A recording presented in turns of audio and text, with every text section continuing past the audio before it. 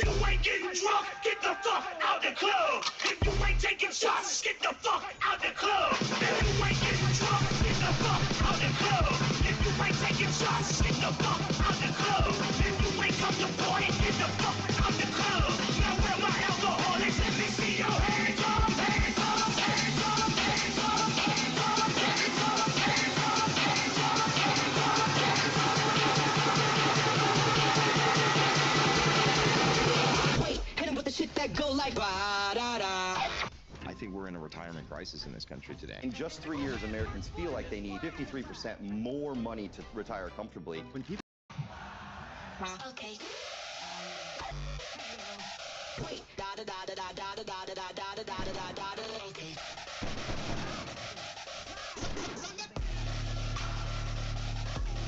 Okay.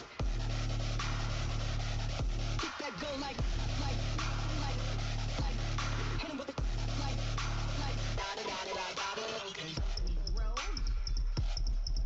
okay. Get that go like, hit him with the, let me hit you with a song request. Hit me with that fresh, that new, that vibe, that groove. That one with that catchy beat. How's that one go?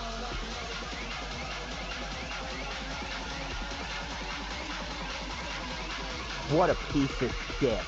Every single time they gotta leave me in lane. I can't do anything against Shadow King and Shadow King. What am I gonna do? Get stunned and die?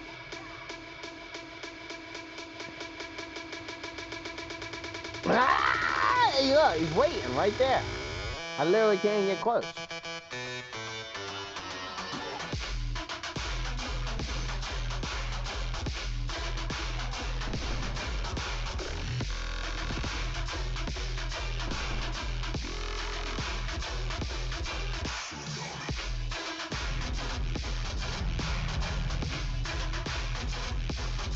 Somebody got it right before me, a piece of shit. It's alright, block both camps. Block both camps. His wards can't see either of my wards. Done. He did both the pulls. We'll see.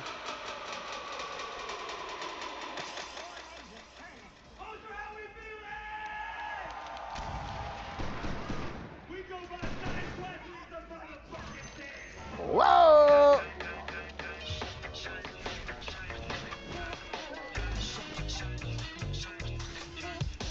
Johnny comes down on a camel's back. And all right.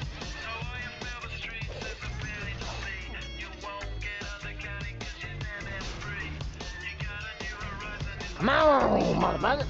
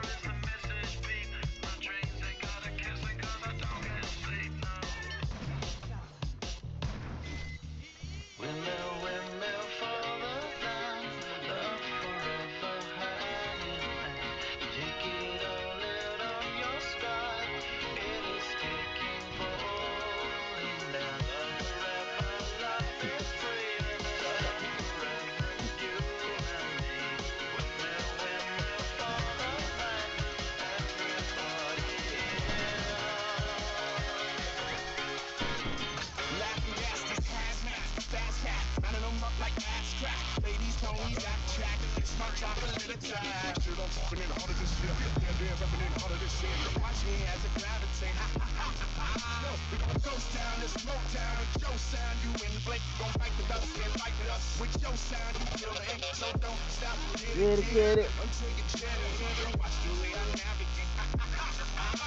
Watch the tree plays.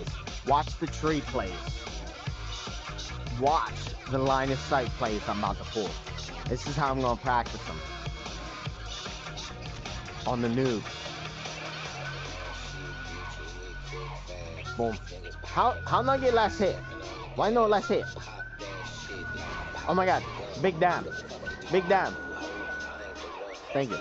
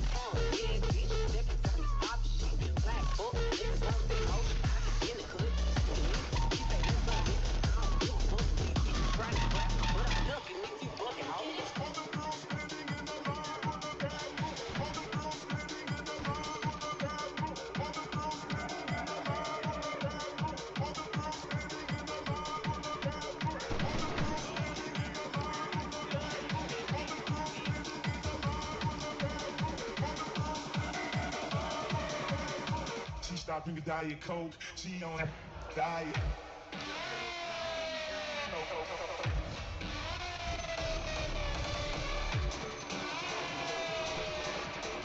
She stopped drinking Diet Coke. She on that Coke diet.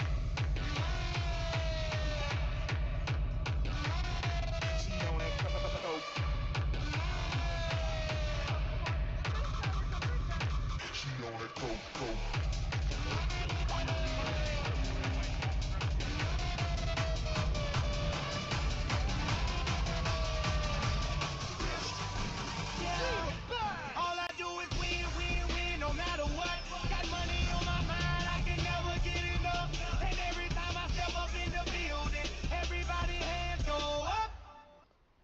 I'm good. How about you? Just playing some Dota.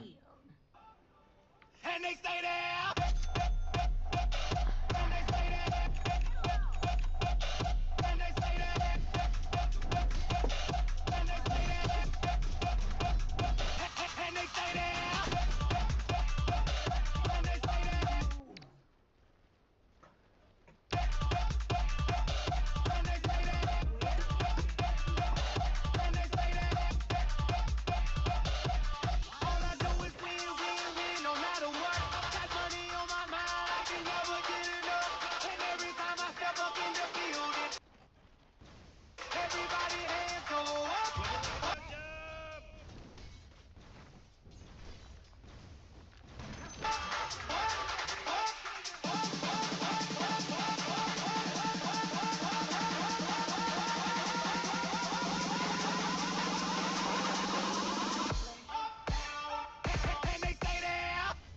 Wawa's $6 meal deal is back.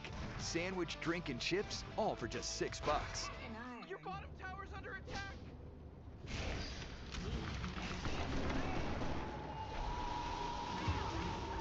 Make it quick. Dude, give me your bottom tower. 1 minute.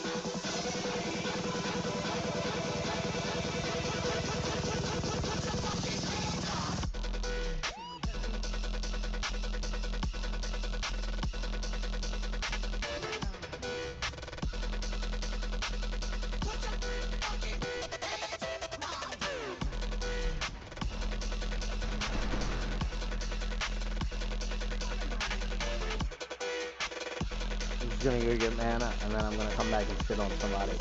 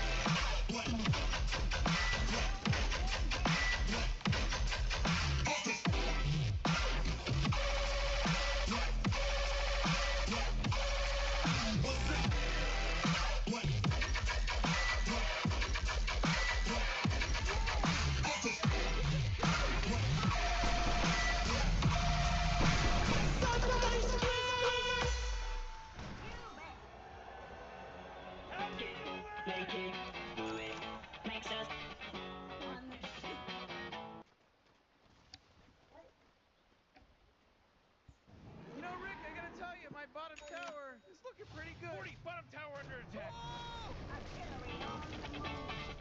Harder, better, faster, stronger. Oh, yeah, your bottom tower under attack. Power, clever, Entire structures are fortified. clever. Better, better, stronger. Feels like they don't even care. Harder, make it better, faster, stronger. Power, faster, work it never over. Harder, make it better, faster, stronger. Power, work it never.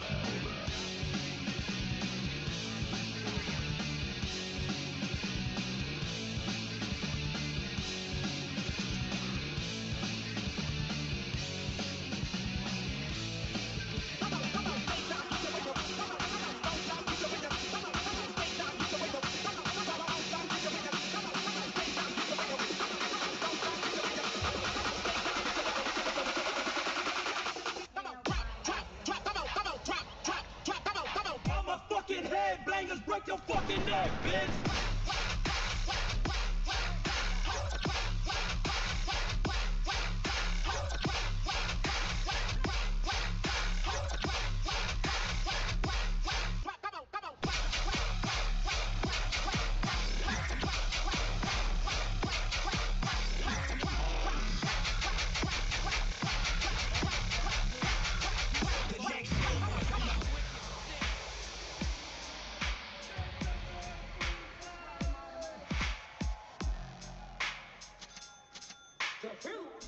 You tell the motherfucker P, y'all know what the fuck going on.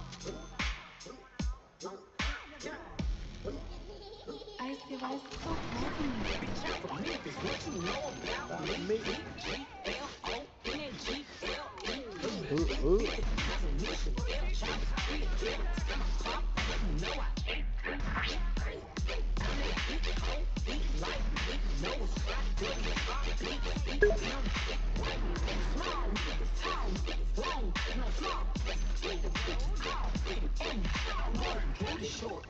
Cause my paper long.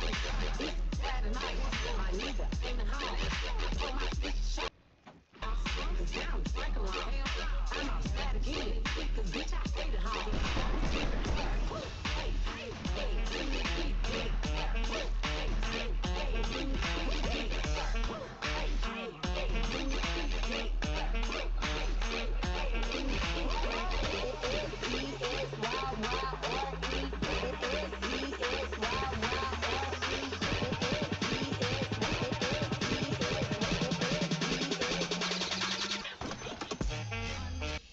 Taxes was chasing updates. Now Taxes is a TurboTax expert, doing it all for you, so you can chase this feeling.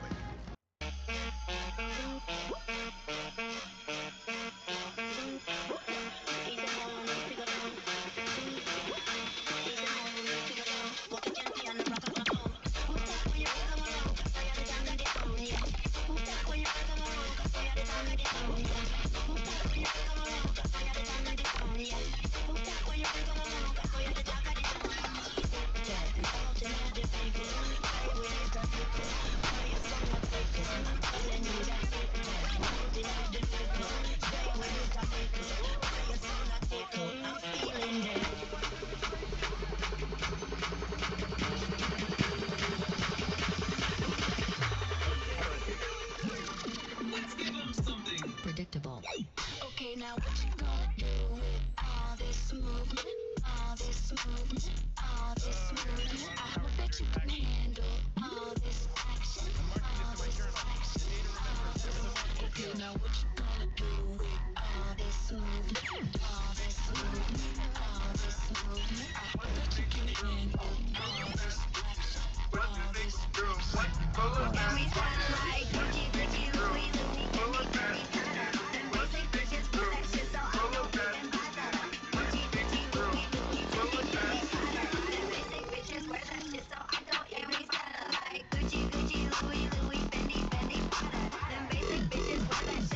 don't even bother. Gucci, Gucci, Louis, Louis, Fendi, Fendi, Prada. Them basic bitches wear that shit, so I don't even bother. Like Gucci, Gucci, Louis, Louis, Fendi, Fendi, Prada. Them basic bitches wear that shit, so I don't even bother. Gucci, Gucci, Louis, Louis, Fendi, Fendi, Prada. Them basic bitches wear that shit, so I don't even bother. Like Gucci, Gucci, Louis, Louis, Fendi, Fendi, Prada. Them basic bitches wear that shit, so I don't even bother. Gucci, Gucci, Louis, Louis, Fendi, Fendi, Prada. Them basic bitches wear that shit, so I don't even bother. Like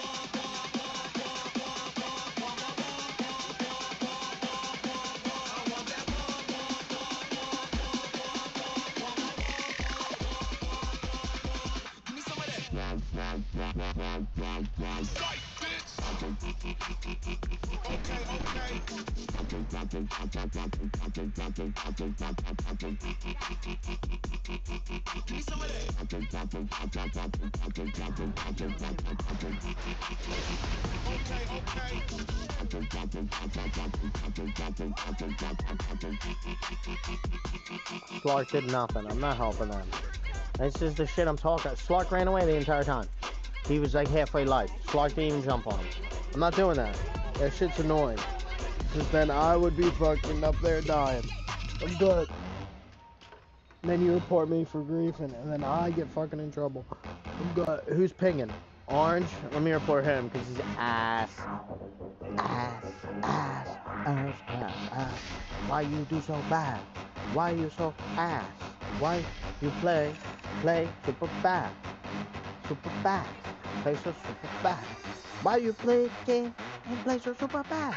Bad, bad, bad, bad, bad, bad, bad.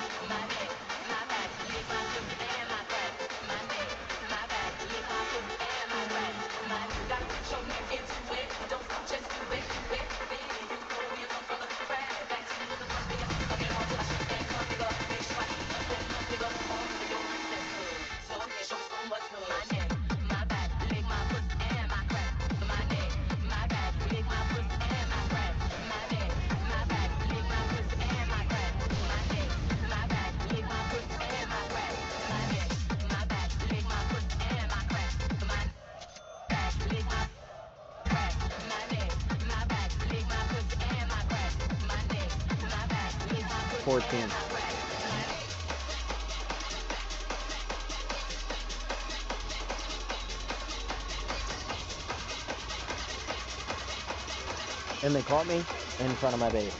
4 people. Like, that's what's regarded. Mid is level set.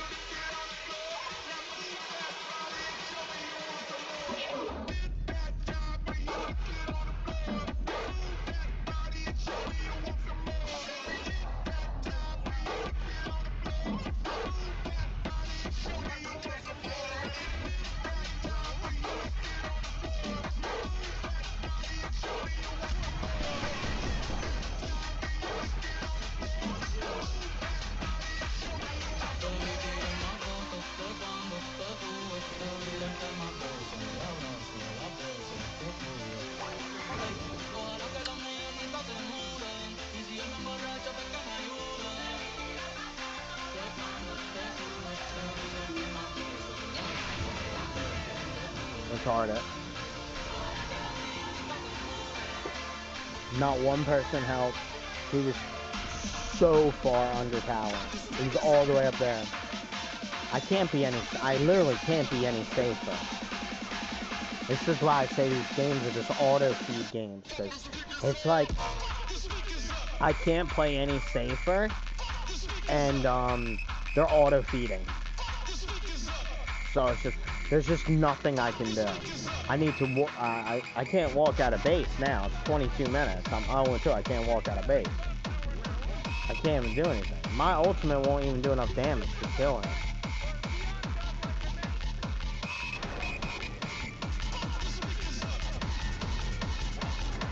Hell yeah, now we're gonna get him.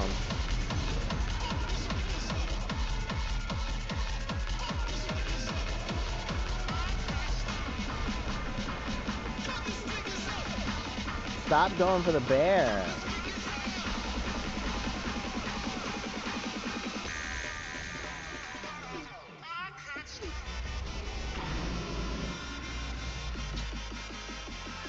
Really?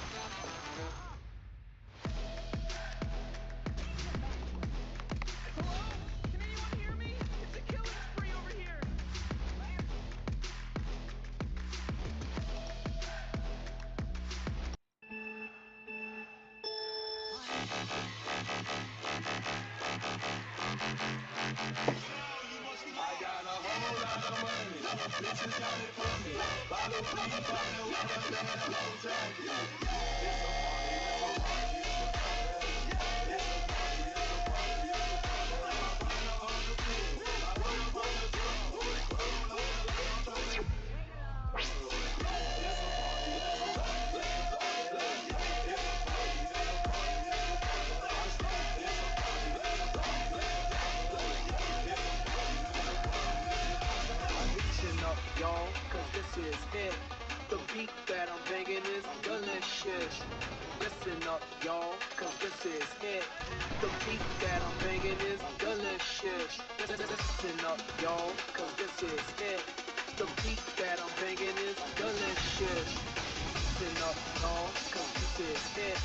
The beat that I'm banging is delicious. Delicious definition, make them boys go crazy. They always claim they know me, come and see me crazy.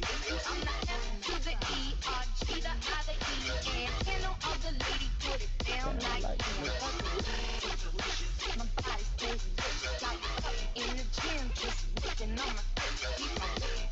I bet your boy on rock, and he be running down the block just to watch what I got going on.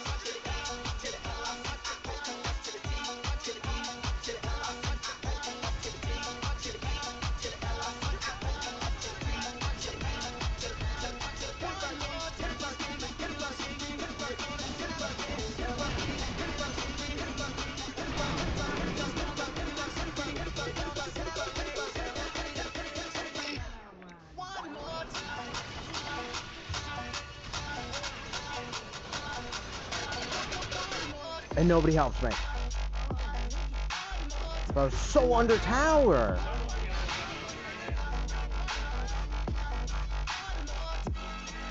Oh, you got him now.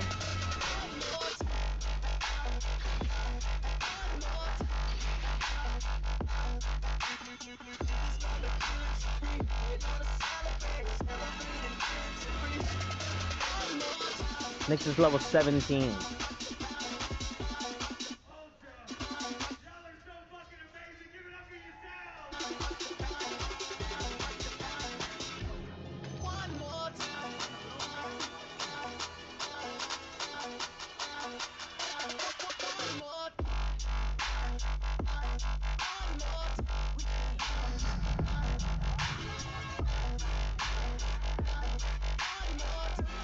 This is retarded.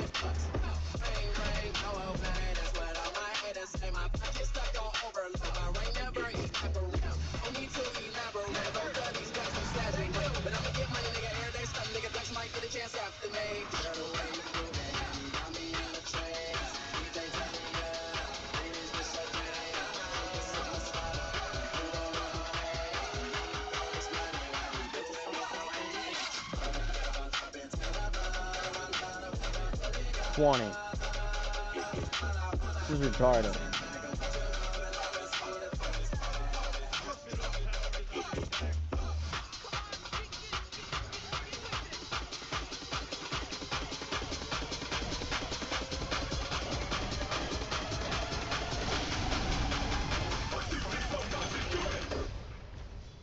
I know I should sleep, but the voices in my head go. I know I should sleep, but the voices in my head go. I know I should sleep, but the voices in my head go. I know I should sleep, but the voices in my head go. I know I should sleep, but the voices in my head go. I know I should sleep, but the voices in my head go. I know I should sleep, but the voices in my head go. Checkers and Rally's MVP meal deal makes you a big deal. A mushroom Swiss with fries, drink, and dessert, just $5. What a play! This is the MVP of meal deals. Score your big deal only at Checkers and Rally's. Fucking Outworld fucking annihilating me with the fucking heat. That is crazy damage.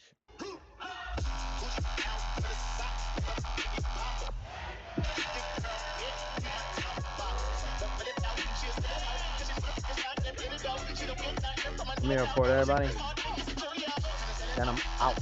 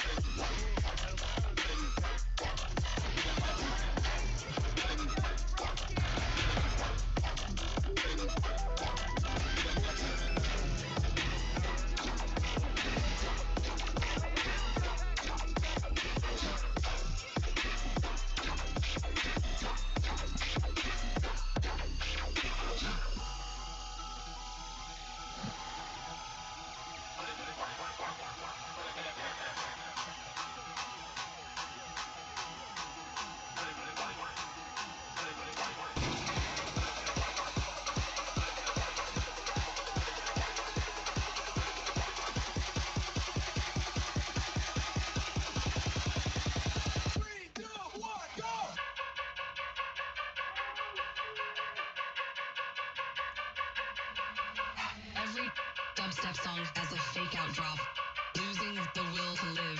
Go, go.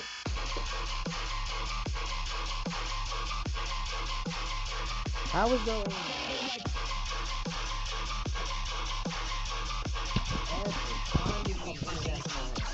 Joe was in here, and then you had no idea somehow, every time.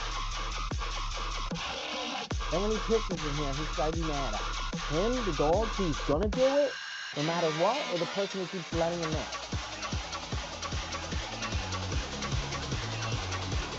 Jeez. And it's like, how many times you gotta piss somewhere if it's in a room before you're like, just don't let him in the room.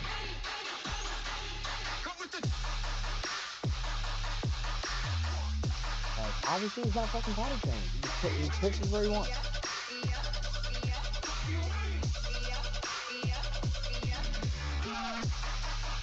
We're gonna let him pee out there. Let him pee out there. I don't want to let him pee in there.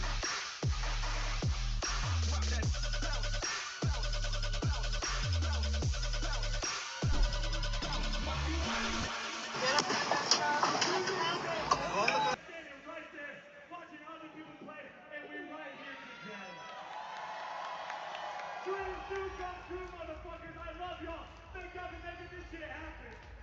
Niggas talking shit, acting like they can't be touched. When it's time to fight, she the last one to throw a punch. Be about her, so she laid back, ain't acting tough. Get her with her feet, she the main one. It's a side fact. Acting like they can't be touched. When it's time to fight, she the last one to throw a punch. Be about her, so she laid back, ain't acting tough. Get her with her feet, she the main one. Getting bucked, bitches talking shit, acting like they can't be touched. When it's time to fight, she the last one to throw a punch. Bitches talking shit, she laid back, ain't acting tough. Get her with her feet, she the main one. Oh yeah. Acting like they can't be touched. When it's time to fight, she the last one to throw a punch. Bitches talking shit, she laid back, ain't acting tough. Get her with her feet, she the main one. Girl, please excuse me if I'm coming too strong, but tonight is the night we can really let go. My girlfriend's at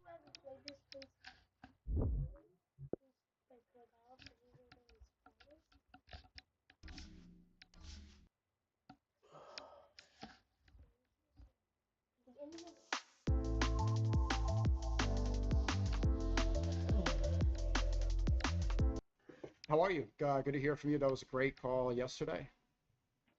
How are you? Good to hear from you. That was a great call yesterday. Yeah, no, it was a lot of fun. Perfect.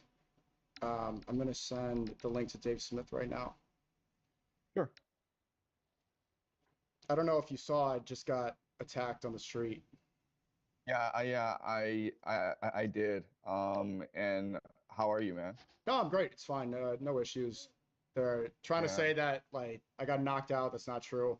Trying to say my tooth got knocked out. It's chipped, and it was a filling from an attack from several years ago. So wow.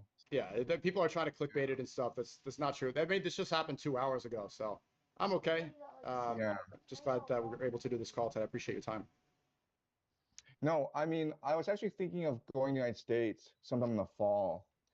And my wife is against it just because she feels that the temperature in the United States is like really high right now. I mean, like the same thing could happen to me when I'm walking the streets, right?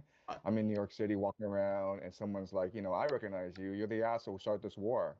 And then suddenly, I'm being attacked. It's so funny. I saw you say that on the Jack Neal podcast, word for word. You're like, I don't know if I should go to the States. I might get punched in the face. Yeah. What? Paul Miller. I'm watching your stream. Wait. Say my name again. Oh, thank you for watching, Chang. Good morning here from China. Oh, thank you. Thank you very much. Does everybody know Paul Miller in China? Okay, I will tell you something. You are very famous in Chinese TikTok. If I come to China, when I walk down the street, is everyone gonna like lose their minds? Yes, absolutely. You are very famous. Get the fuck out of here. It's true. You are very famous. Oh, that is crazy. That's crazy. Let's get a picture for Chinese TikTok, me and you. And you post it. Yes, let me take a screenshot. Okay, let's do it. Chinese fucking power. White You know, power. it's very, it's very interesting because I was banned on Omi TV a few days ago. So I just can access Monkey, but find some interesting things. There are some niggers chimping out. It's very interesting. It's not funny. No, it's hilarious because like you said niggers chipping out, and I know because I see them on here all the time, bro. Like I'll fucking. Okay, so first I appreciate because I am learning English, and I learned a lot of English from your videos No because you way! are very yes. Wait, let me just wait a moment. Okay. Just wait a moment. Okay, because I'm doing the show, brother. Yes, of course. Somebody will cut this video and post on We TikTok got you. in Don't worry China. about it. We got you. Yes, I yes. got This you. this guy will cut your videos. Just wait a moment. I'm dead. This guy will cut all of your videos on TikTok in China. Get the fuck out of here. Yo, all that's crazy. All of your videos. Thank you for this. I appreciate it. Shit. Well, listen.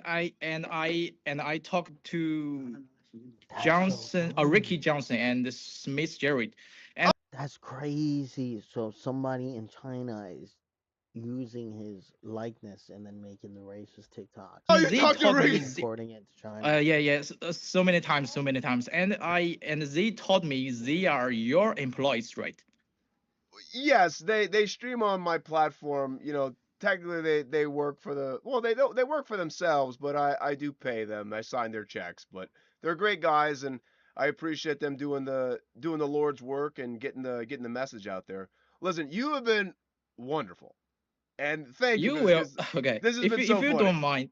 If you don't mind, and I think you will be a.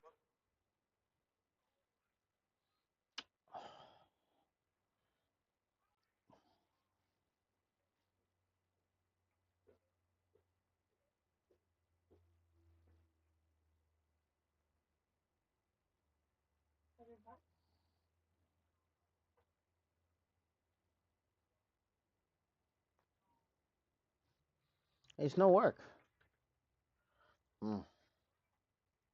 Masada's working hard. No, my wife is really worried. Another issue is like they might let me in. You know, I might be at the border and I'm on a watch list, and they, you can't come in. So, yeah. Understandable. Yeah. I mean, I've been invited on quite a few podcasts, and I would like to go because I want to do the podcast circuit, but right now the situation is so tense, and it doesn't seem as though the temperature will, you know, go lower. I mean, it just seems that the situation is just becoming more and more tense as time goes by. Absolutely. Yeah. And yeah, there's a lot of people that are very pro-war or against your political beliefs or my political beliefs. I'm of the belief that that attack was a setup. He maced me right after. I got pepper sprayed, and he had it ready to go. Wow. Yeah, he pulled that out of his front pocket. So yeah, I don't think anybody, like a random homeless guy or some crazy person, would do that. Especially if you see it, I wasn't, saying anything to him. I was just reading my chat.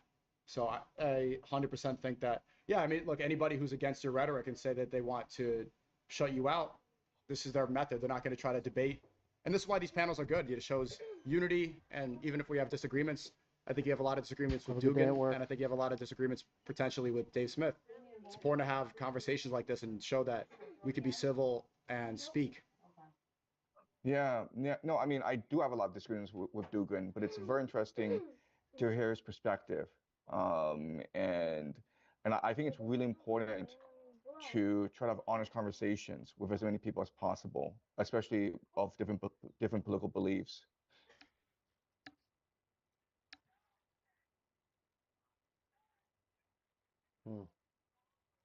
Chicken won't load. Absolutely. He just got the Zoom call. He liked the messages. Wonder if he's joining. Want to make sure. Okay.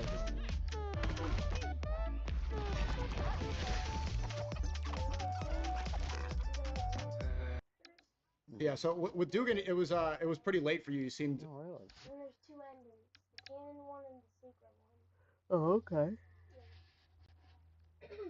The secret one isn't canon because you barely get anywhere into the storyline. And the secret ending is made for after you do the canon ending. You were a little. I looked it up. It was like around 10:30 or 11 o'clock when we finished. Yeah. I was a bit tired, but you know, like one question I would have had for him I guess we're gonna is, start up fucking. how does he reconcile the fact that for the longest time Rome was considered the Antichrist, right? So early Christians saw Rome as the beast system, as the Antichrist. And so now that Moscow wants to be a third Rome, how would you go about reconcile that difference? Because for a lot of Protestants, and possibly even for Catholics, the idea of an ascendant Orthodox system they would find extremely morally repulsive. So how would he go about reconciling the differences between the Orthodox and the Catholic traditions? That I think is doable, but then the differences between the Protestants and the Orthodox is something that is actually a lot harder to reconcile. Oh, there he is. Hey, what's up, guys? Can you hear us all? Everything good? You sound loud and clear. Okay, cool. Just making sure. Hey, man. I'm glad you're okay. Yeah, everything's fine. Everything's good. Thanks for asking earlier. Dave Smith did text me. But this conversation is extremely important. I'm glad you guys made the time to come on here. It seems like you guys. We don't have to do it. It's over. Trump just said we won. So this is all. Oh yeah. Let's get out of here. You're gonna wait a second. Dude, only, I think the 8th time you declare victory and it's over, that means it's officially over. So we're good, guys. Well, what did he say this time? Because he's declared victory time and time again over the last several weeks. Well, it's not so he recorded an interview with Maria Bartiromo from Fox News, and I think it's supposed to air, I believe it's 6 a.m. tomorrow, but then she gave she announced that he has declared the war is over. It's just it's the most Trumpian thing ever. Yeah. I guess if you just say it, then it's real. Mm-hmm. So was this a true social post? What I saw from yesterday, Trump was saying that he was not actually portraying himself as Jesus. It was being a Red Cross doctor. Did you see this? Oh yeah. Yes. No, it's an honest mistake, of course. Yeah. So I'm not sure how much you two know about each other. I think this is going to be an interesting conversation. Well, I think the major similarities and what's most important is that you're both anti-Iran war, correct? Yeah, we're both anti-war. Yeah. Okay. Yeah, I mean, no, I've been following Dave for a long time. I'm a huge fan of his, and I am mostly aligned with his libertarian beliefs. Oh, well, I appreciate that, and that's good to know. I saw your I saw your interview on Breaking Points, and then I've seen a couple other things that were just going viral of your predicting the war and stuff like that, and yeah, that prediction certainly came true. A lot of them came true. Trump winning, this Iran war happening, the desalination plants. But yeah, Dave, you texted me earlier because I think you did well in those Piers Morgan debates. The first one was pretty funny, the memo. The second debate was an actual debate. Oh, jeez. So I think the purpose of these conversations is maybe having more dialogue rather than the screaming matches you see on Piers Morgan. Do you have any, well, maybe let's just see, what are the major points of contention that you two have seen from each other's rhetoric? Oh, I don't know. The professor would have to say, I'm not sure if there are points of contention. But by the way, I will just say, even on those Piers Morgan debates, I always go in to just let's talk about these issues. That's what I really care about. And I'd like to have a conversation and persuade people. And my general rule is always if people are respectful, that's who I am. I'm naturally kind of a polite, pleasant person. But then I guess I'm also very ready to be vicious at the drop of a dime if someone else is vicious to me. So even on Piers Morgan, I've had some really good ones. The last two just happen to be kind of goofy and, went off the rails. But maybe the professor could say what, if anything, he thinks maybe I'm getting wrong or I'm missing or something like that. There's nothing? Right. So, yeah, no, I think one point of contention that we could discuss is I think there's a lot of belief that this war is personality driven or it's interest driven, meaning, it's either Trump being an imperialist or being crazy, or it's Israel and Netanyahu controlling things behind the scenes. And the argument I would make is that it's much more structural. That if you study history, macro history, we have seen this pattern before, where as an empire declines, it starts these imperialist wars overseas that do not benefit itself in the long term. But it's driven by hubris, it's driven by structural forces as well. So I think that's one area of contention that we can discuss. That's interesting. I mean, there certainly is a lot of truth to that, and even when you study like in the fall of the Roman Empire, when they were just like diluting their gold coins. There's like almost like a one-to-one metaphor for like money printing. You know what I mean? Even if, okay, we're doing ours on computers and stuff, and certainly the dynamics of like,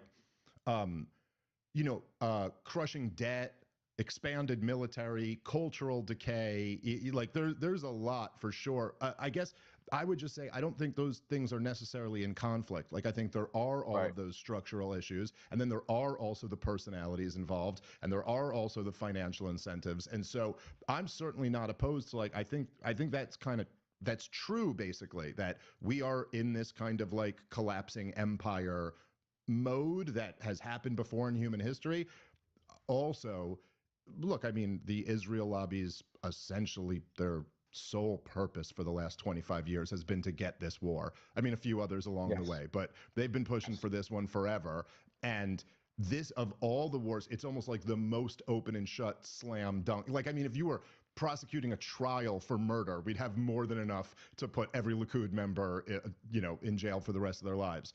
And so, that does tend to be my focus, and maybe that is a little bit more narrow than looking at the broader kind of cyclical, history rhyming patterns. Mm-hmm. Right. Well, Dave, don't you hate America? I saw Ben Shapiro just responded to the conversation I had with Professor Zhang and Alexander Dugin yesterday, and he said he's exposing Sneeko. There's the title, and I haven't got the chance to watch the video yet, but the narrative is that I hate America, which I saw he said about you. You publicly said that you'll debate him. I'll debate Ben Shapiro as well. Do you not hate America by opposing the Israeli lobby, Dave? Oh, it's all so ridiculous, man. It's like all of my opposition to all of these foreign conflicts is out of a love for America, and particularly out of a love for America, the America that I grew up in the 1980s and 90s, which is, is a much different country, and I believe a much better country than the one we live in today. And not that this is the entire reason for that, but a huge part of it, of what degraded this country, was the global war on terrorism. It totally bankrupted us, not just financially, but I believe like spiritually. I think there's a real spiritual aspect to these things. And, even like, let's say from the perspective of, say, like a real traditional conservative, let's like say you're an American conservative. When did you lose the culture? This is in the 1960s, when we were fighting the war in Vietnam for specific reasons. Like you start doing these, your government starts doing these type of evil things. It affects like even the ability of conservatives to have a voice in the room, to say like, hey, no, we want to keep Americanism and this whole tradition. Like when that whole tradition is what? Like slaughtering babies? It just like, it leads to this moral decay in a country. Obviously it bankrupts the country financially. And no, it's just ridiculous. Like if I hated America, I would support all of these wars. If I really hated America and really wanted to destroy it, I would be the biggest cheerleader of Benjamin Netanyahu. So again, these are like infantile, childish arguments, and it's the same ones that the war hawks always throw out. Oh, if you don't support this, you hate America. And then we started this, so now we got to finish it. It's all this, I always thought neoconservatives were fundamentally unserious people. There's a new way to retire.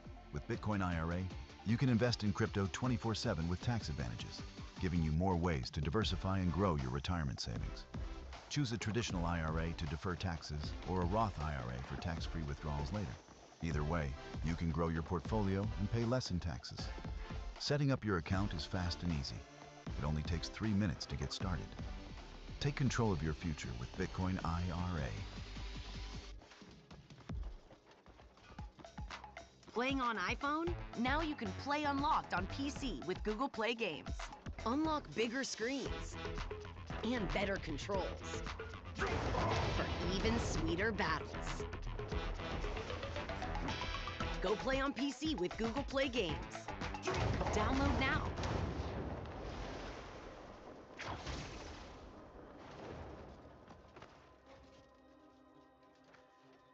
Well, Professor Zhang, what would you respond to that criticism if they're going to say that you're a pro-Chinese, anti-American commentator, you hate this country? Especially, I think people start to believe that when Dave says something like the American empire is collapsing. But accurately looking at the state of finances, for example, we are $39 trillion in debt. Trump, in his rhetoric, he's alienating everybody. He's attacking the Pope. This seems like it's repeating patterns within history where empires have fallen. So how do we talk about this without being anti-America? Right. So I'm primarily interested in game theory and the capacity of game theory to make predictions about the future. Right. So I'm interested in having a discussion about what drives human events and why do we do what we do. And if we have a serious discussion about this, I think this gives us a better understanding of who we are, and it allows us to better control our future and develop a future that is more fit, more healthy for our children. So that's my primary purpose. And I make predictions as a way to validate my understanding of how the world works, these theoretical models. So that's why I'm interested in having these discussions, primarily as a way for myself to doubt and debate my own models and to explore different possibilities. So I don't see myself as having a political leaning. I'm probably libertarian if I were to classify myself. But I can see the perspective of like different sides. I'm completely sympathetic to the viewpoint of people like Ben Shapiro and Mark Levine, even though some people will find it.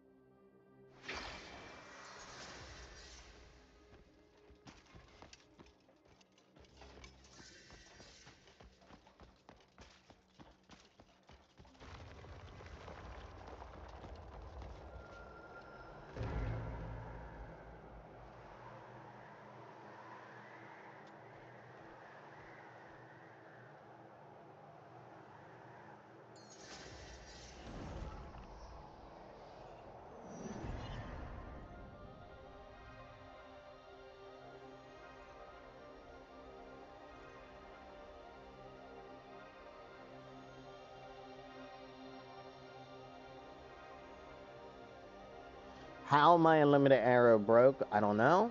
I don't know where it is. I can't find it. We're just lucky we won.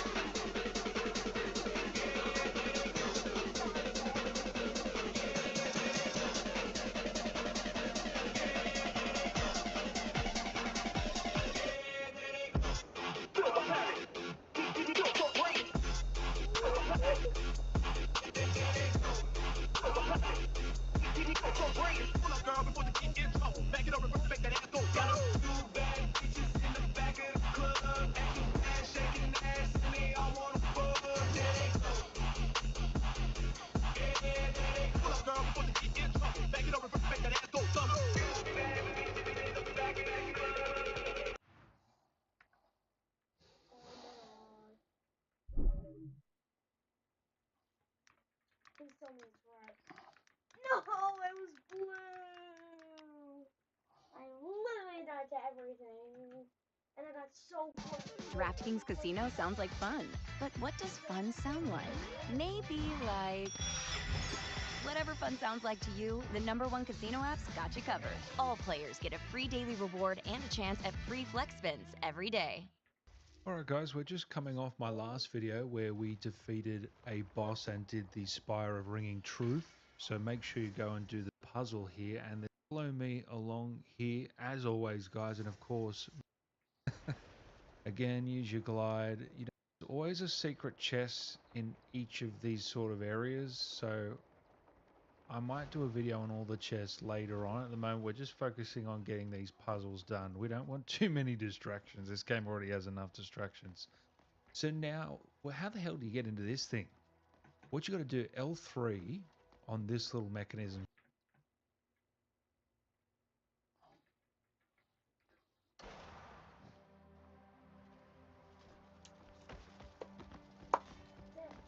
Get it.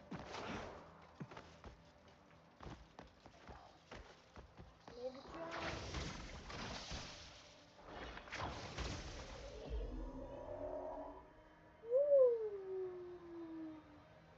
Here, right? So we're grabbing on, and what we're doing is we're going to control it with the D-pad and move it left until you've got an opening to get in. So that's how you get into this first part. Bang. Goes yellow, we know we're in. Now you can take that wind turbine up. Of course, you've got to jump and glide to do this. Now kind of go off to the side, and there'll be this room. Now what you do with this room, you come over to this hole in the wall, and you use triangle circle and lift it up. The nature's grasp skill, or whatever it's called, to lift things up. And then you kind of have to let it drop. See that yellow thing there? Kind of grab onto that and control that. This controls the room again. So now we want to move this fireplace looking thing so that there's an opening we can get through again. Just about here, you'll see the moving in the background. That means you're in a good spot. Now you can slide on through like a boss. Beautiful. Jump up here again using the wind turbines to glide all the way up like Batman. Like a Batman game, doesn't it? Shit. Just reminded me of Arkham Knight, the good old days. Well, maybe not Arkham Knight, but Arkham City. What a game. I still liked Arkham Knight as well. Asylum, all three brilliant games. So now we actually forgot something here. We're looking for the blue electrical battery piece. There it is. So we're going to R3 onto that. And you don't have to do it like me. I kind of actually look like a pro the way I do this. I kind of glide up. I got a bit lucky. I kind of glide up with it and... Okay, maybe I don't look like a pro. Yeah, you're a fucking idiot, Dan. You look nothing like a professional. You kind of move this thing up. We're going to need this thing for this room. So grab on. Don't do any of the shit I'm doing, please, guys. Make it look better than what I do, would you? For the love of God. Put this here. Bang. Bang, bang. Now you can either force palm your way up or you can go the slow way, which is what I seem to be doing here. Which is going up this way. Who knows why? You can just force palm up, you freaking dummy. Alright, we're up. We're going to use this turbine now to glide across. We're nearly there, guys. We have basically done it. Turbine your way across. Jump up here. Jump and glide. It'll just push you all the way down. Latch on. Now hold L2 so you don't get pushed off there. Make sure you hold L2. Grab on so you don't get pushed off when you're force palming that. What the fuck is he talking about? What the fuck can I get up now? The good old days. Well, maybe not Arkham Knight, but Arkham City. Oh, what a game. I still liked Arkham Knight as well. Asylum, all three brilliant games.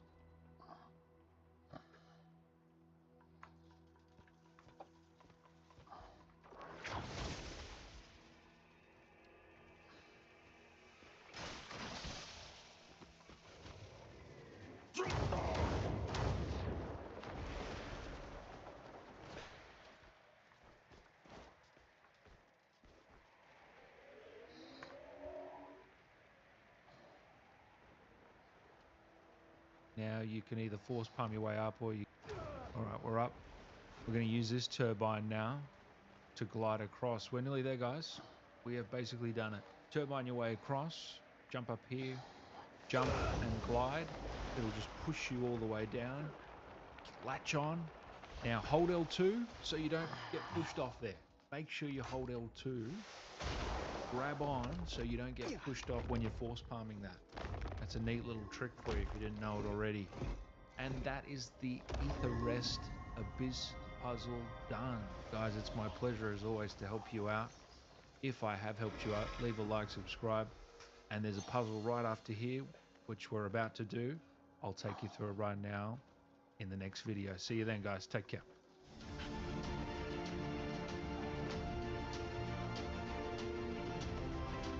Then there's like drink to get the ice. The April 15th tax deadline is coming, and your max refund is a few steps away with TurboTax. Plus, the new tax law can boost refunds by up to $1,000. Beat the April 15th tax deadline and get every dollar you deserve with TurboTax. I'm literally slipping off the ice. I literally slipped off the ice. That's crazy. I just slipped off the edge and slipped off the ice. Yeah, this game's got crazy physics with slipping and shit. Like, very realistic. You will slip and fall off almost anything. Alright, let me see if I can find my flashlight real quick. I had the flashlight, I didn't know where I put it.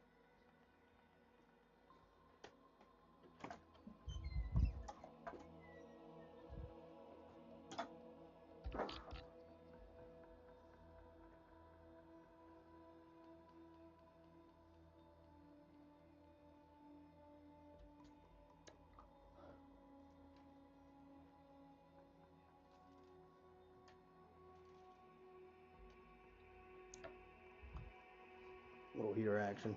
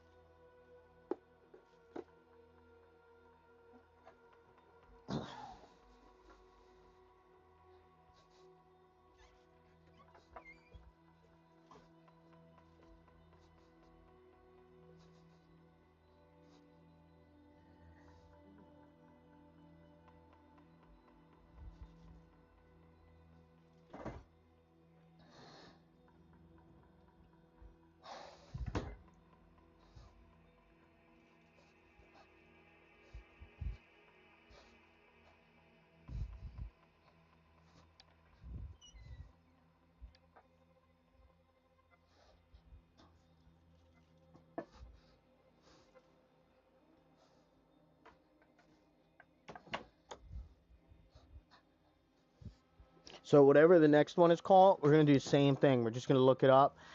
I'm not really in here to fucking take the fucking time, dude. I'm just not. I just don't care.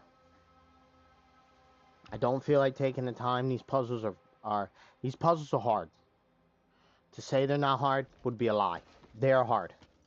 They are hard, and this game would take me a ridiculous amount of time to finish it otherwise.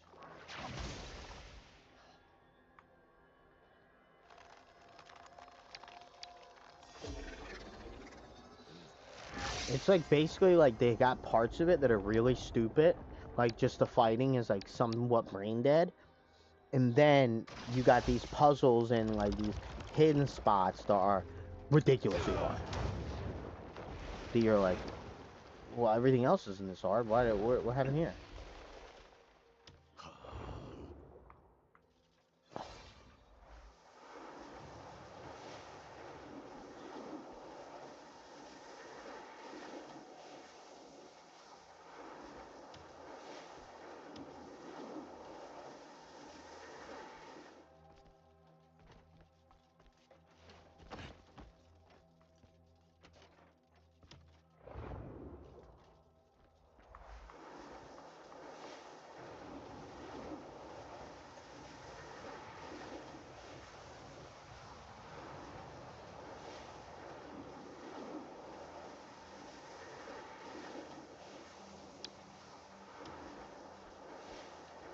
Oh no, it's going back.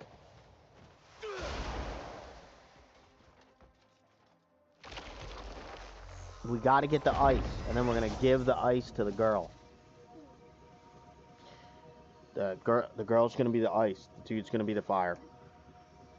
The orb. And then we're gonna start playing them for their missions and their parts.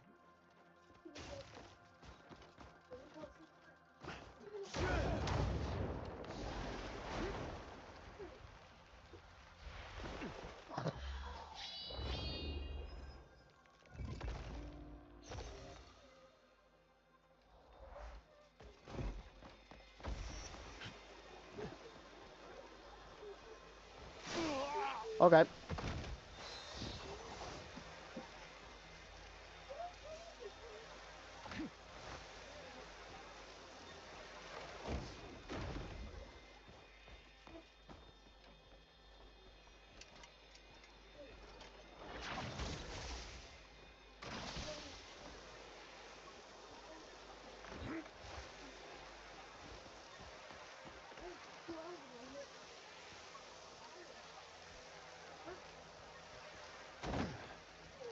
Hmm.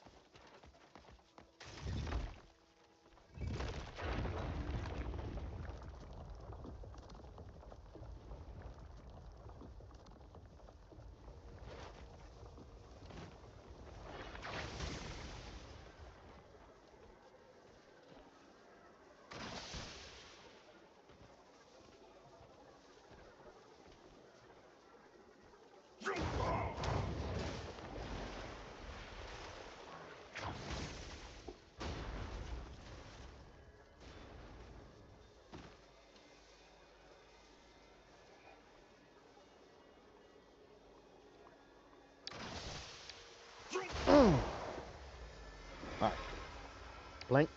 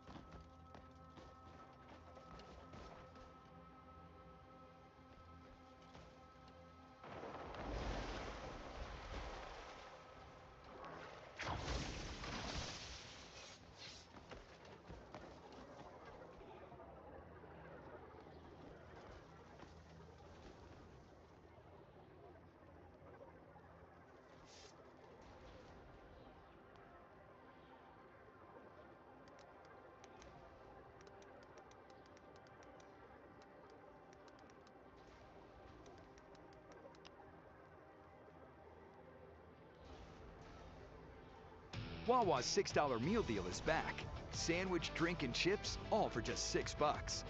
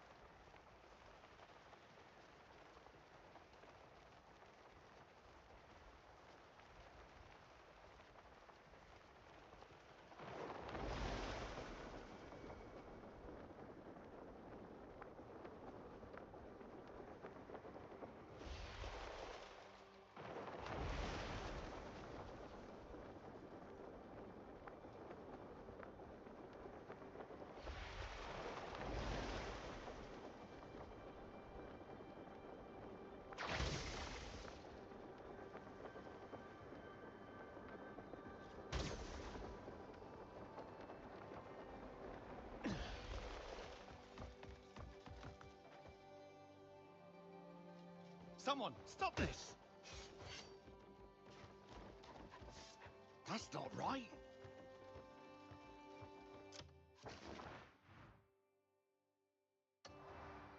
That's not nice.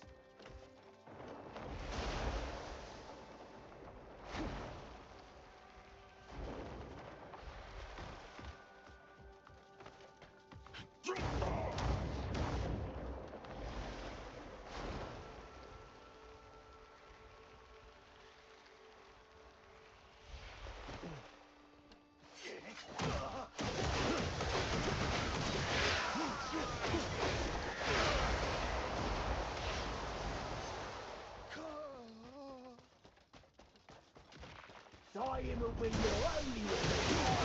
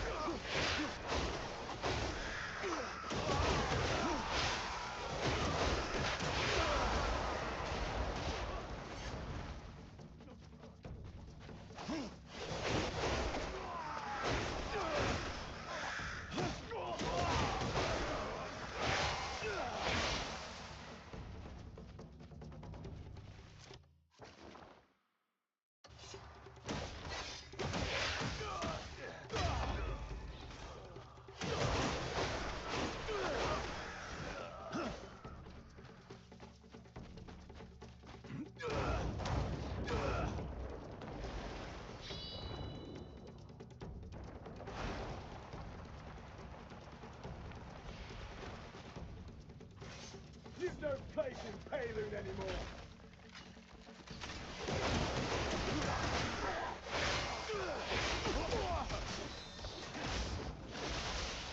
You are just shit on my attitude.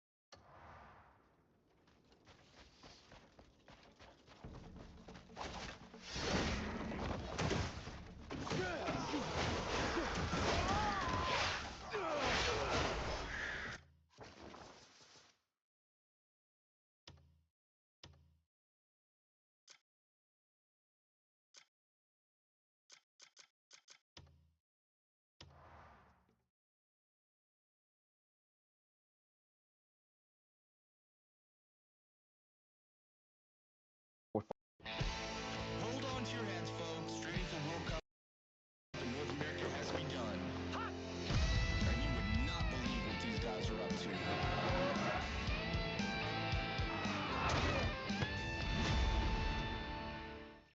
You're not just moving, you're moving in the right direction. How am I gonna play soccer in Connecticut? Find their views abhorrent. So, for example, one argument that they would make in private that they cannot make in public is an empire in its nature is an evil thing, but an empire brings tremendous status, tremendous prosperity to the people within the imperia. And so the question is, are Americans happy with Russia or China being the top dog in the world, meaning that Russia and China can control the United Nations, control terms of trade, control the WTO, and basically set the agenda for humanity. And so for Russia, that could mean a much more orthodox perspective. For China, that could mean a much more communist perspective. And so the question is, would Americans be okay with either China or Russia being the empire and basically America retreating back into its continental fortress? Mm-hmm. What are your predictions, Dave? Obviously, Professor Zhang's channel is all about using game theory. It's called predictive history. I think one thing that you're definitely vindicated about was Venezuela. So this happened in January, and we got a lot of pushback, and we did some collabs speaking about how the Venezuela regime change and that whole invasion was just about getting my point of view was they were just trying to get oil so that they could supplement the loss of oil that would happen if they attacked Iran and they would close the Strait of Hormuz. I think you also agreed that that was part of the plan, and we've been vindicated about that. And people are saying that you hate America even back then. What can we predict going forward because you got a prediction like this correct? Well, I mean, that is not my specialty is working out models to predict the future. That is above my pay grade. And it is tough. It's a tough, there's just so many variables when it comes to human affairs, and it's hard to account for all of them. I would say, like, with a high likelihood right now, it seems to me that Donald Trump right now is kind of desperate for a gimmick to get out of this. It seems like it seems to be the case somehow, even though this is fairly hard to believe, that the Israelis convinced him, like according to that New York Times piece, it was that Benjamin Netanyahu and the Mossad convinced him that this would tank the regime and that they could get a regime change with like an easy first strike decapitation, or at least claim they got one, as they did in Venezuela. And obviously none of that is true. But I would say at this point, right, if you just kind of like look at the stated goals of the war, so it would be what, like destroying Iran's nuclear capabilities, even though they already claimed that they obliterated them 7 months ago. It would be now 0% enriched uranium, so recovering the enriched uranium, destroying their intercontinental ballistic missiles, destroying their support for Hezbollah, destroying their ability to shoot protesters or whatever, the 100,000 that they shot in a day or whatever.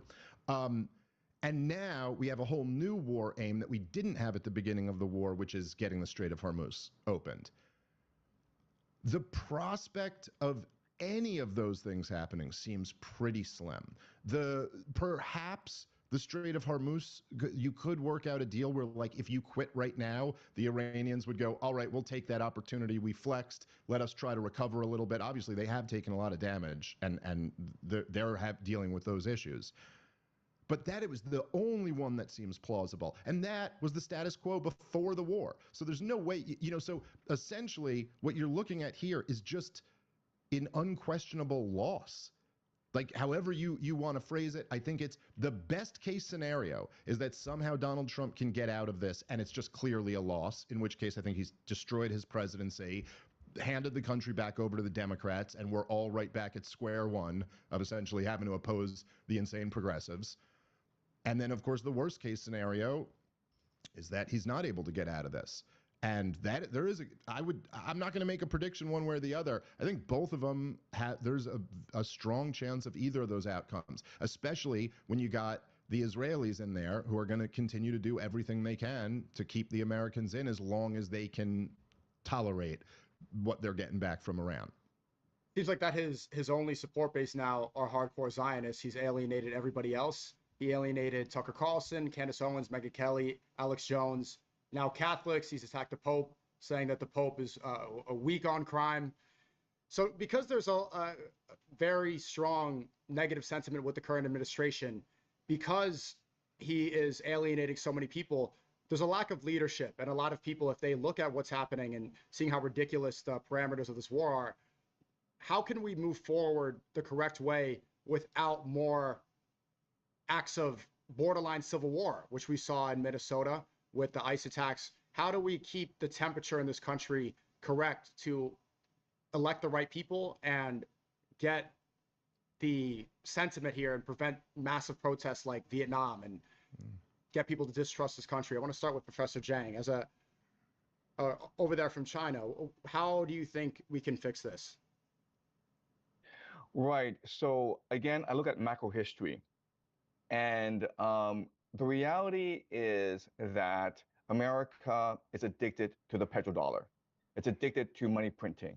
It's addicted to the world consuming U.S. treasuries, buying up U.S. treasuries, which allows Americans to basically finance their pretty luxurious lifestyle. If you're an average American, you basically live better than a Roman emperor. I mean, America is really in a privileged position.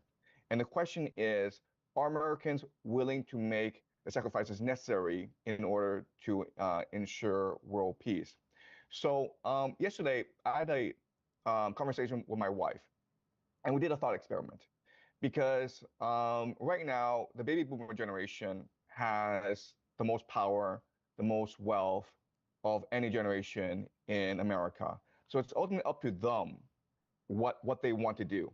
And I asked my wife, let's just say we talk to the baby boomers and say, for the sake of world peace, for the sake of your children, for the sake of your grandchildren, for the sake of America, we need to charge you 50% taxes.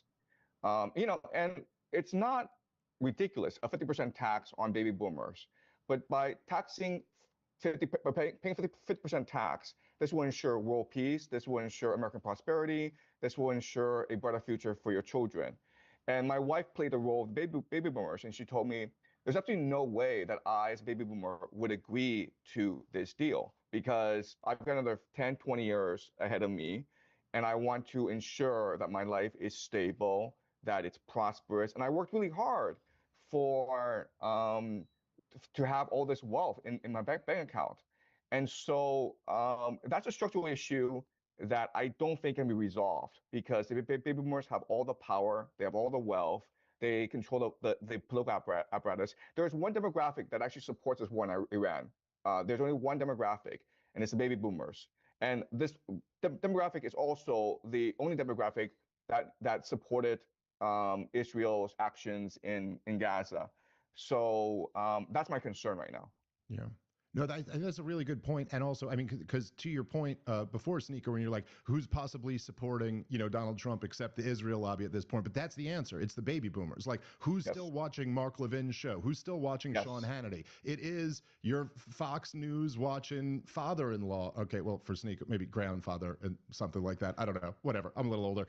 The point is, like, that's who it is. Now, also, I made this comparison the other day, but I remember one time I was watching this documentary about abortion, and they were interviewing an abortionist, like an abortion doctor, and this lady is like, she's like, listen, I've been performing abortions for 35 years, and let me tell you something, there is no moral issue with abortion. It's not a human being, it's a tiny little thing. And I remember thinking in a way, you're like, well, yeah, you better believe that. Because, like, the alternative to you believing that is that you believe that you are a baby serial murderer out of a nightmare. So, like, yeah, and in a similar way, the boomers are so invested in the idea that they earned it honestly, that they did, like, even when it was just that the house they bought for $80,000 became worth $600,000 and they took out a home equity line of credit and then invested that in the stock market, which happened to go up because they were inflating the currency. They still, and they're so invested in that the psychological, like, incentive structure there for them to accept that this was all a big con and that we were all kind of like that we were in this privileged position. And the tragic thing to me in American history economically is that we really did transition from being the greatest experiment in laissez-faire free market capitalism ever to being the biggest experiment in big government, central banking, fiat currency insanity. And so the Americans, we were only in the position to be the second because we were the first. The whole reason why the reason why America won the First World War and the Second World War, well, aside from getting into it late and having a huge advantage in that sense that all these other powers were exhausted a bit by the time we got it, particularly World War I, totally exhausted. But then it was because we had built up the biggest productive capacity in the history of the world, and we were able to transition that into military productive capacity. And so we just dominated. You know that if you read about World War I and World War II, in many cases, the Germans had like superior machinery, but we would churn out 2,000 pieces of arm, before they could churn out 5. Like they had the better subs, they had the better, but it didn't matter because this was America. We McDonald'sed our way into winning 2 world wars. Yes. And then because we were in that position, we got to call the shots on the entire global order. And so we became the global superpower, hegemon, in a bipolar world. But even then, I mean, the losses that communist Russia had taken after World War II, they just simply were not in the same position that America was. The only damage on our shores we suffered was Pearl Harbor, and that ain't even really on our shores. Russia had been destroyed, and so lost, casualties in the tens of millions, and so then the new system became okay.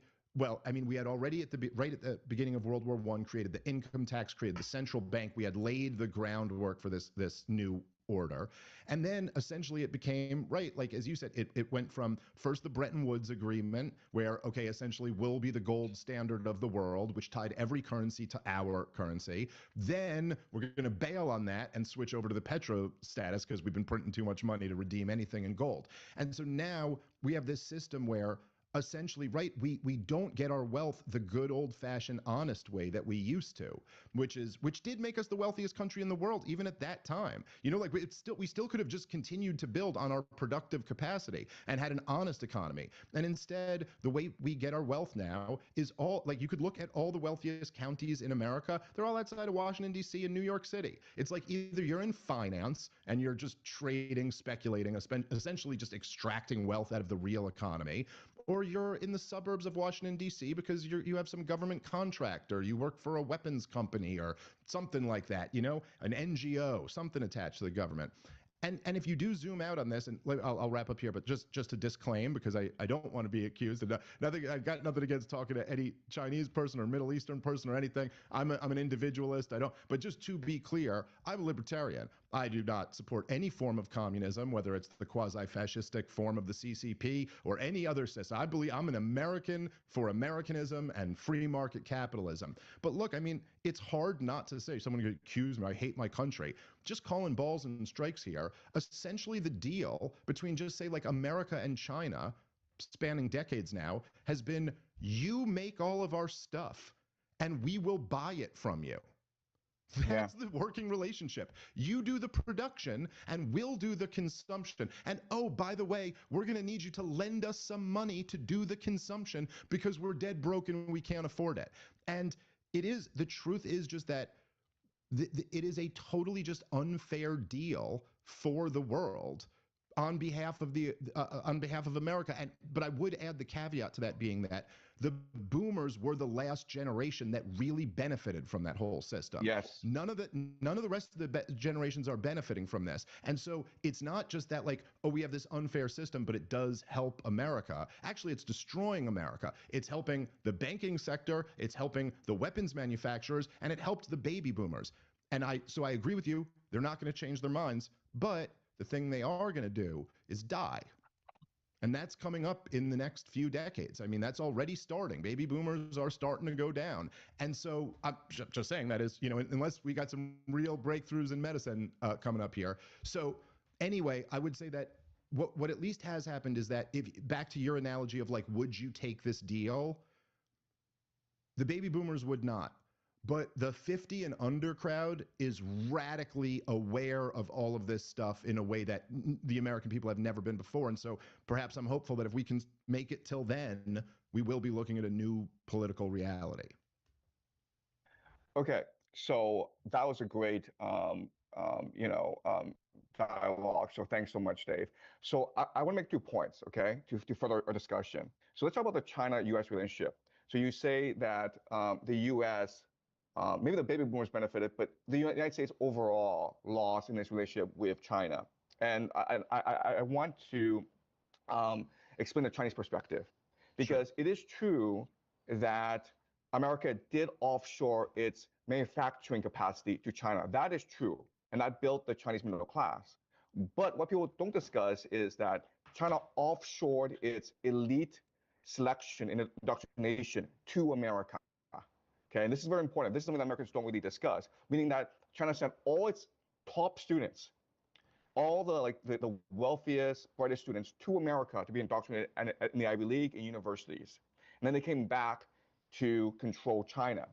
And so what this means is that over these past few decades, China's civilization capacity, its intellectual capacity, has been severely downgraded. So even though China has become much more prosperous, you can make the argument that China has been intellectually colonized by America. So the Chinese elite right now have this very neoliberal, very pro-American slant, which I think is going to hinder China's development as civilization for the next few hundred years. Okay, so I will put this caveat out there. Okay, like it's not just China has benefited everything from this relationship. China has lost a lot as well. So that's one point I will make. Second point that I will make is that once we point out that it's the baby boomers who benefit a great deal from American empire, we can now make certain predictions about how baby boomers will behave before they die. Okay, we all agree they will die in 20 years, 30 years, who knows? But there will be drastic political changes before they die off. All right. Yeah. So if you just look at the periods of American history, which you discussed, right? So maybe in the 60s and 70s, it was a great society period where America was heavily invested in growing a family. You had Medicare, you had the pension system, Social Security, all being developed at this time. So the baby boomers grew up in a very idyllic time when their mothers were at home taking care of them. The schools were great. You had great public universities. Okay, so they had to receive the best education. They had the best opportunities. And we're talking about like white middle class Americans, right? We're obviously not talking about minorities. And then in the 80s, you had the Reagan Revolution. The Reagan Revolution was an opportunity for people with talent, with ability to make as much money as they wanted. Okay, so you have this massive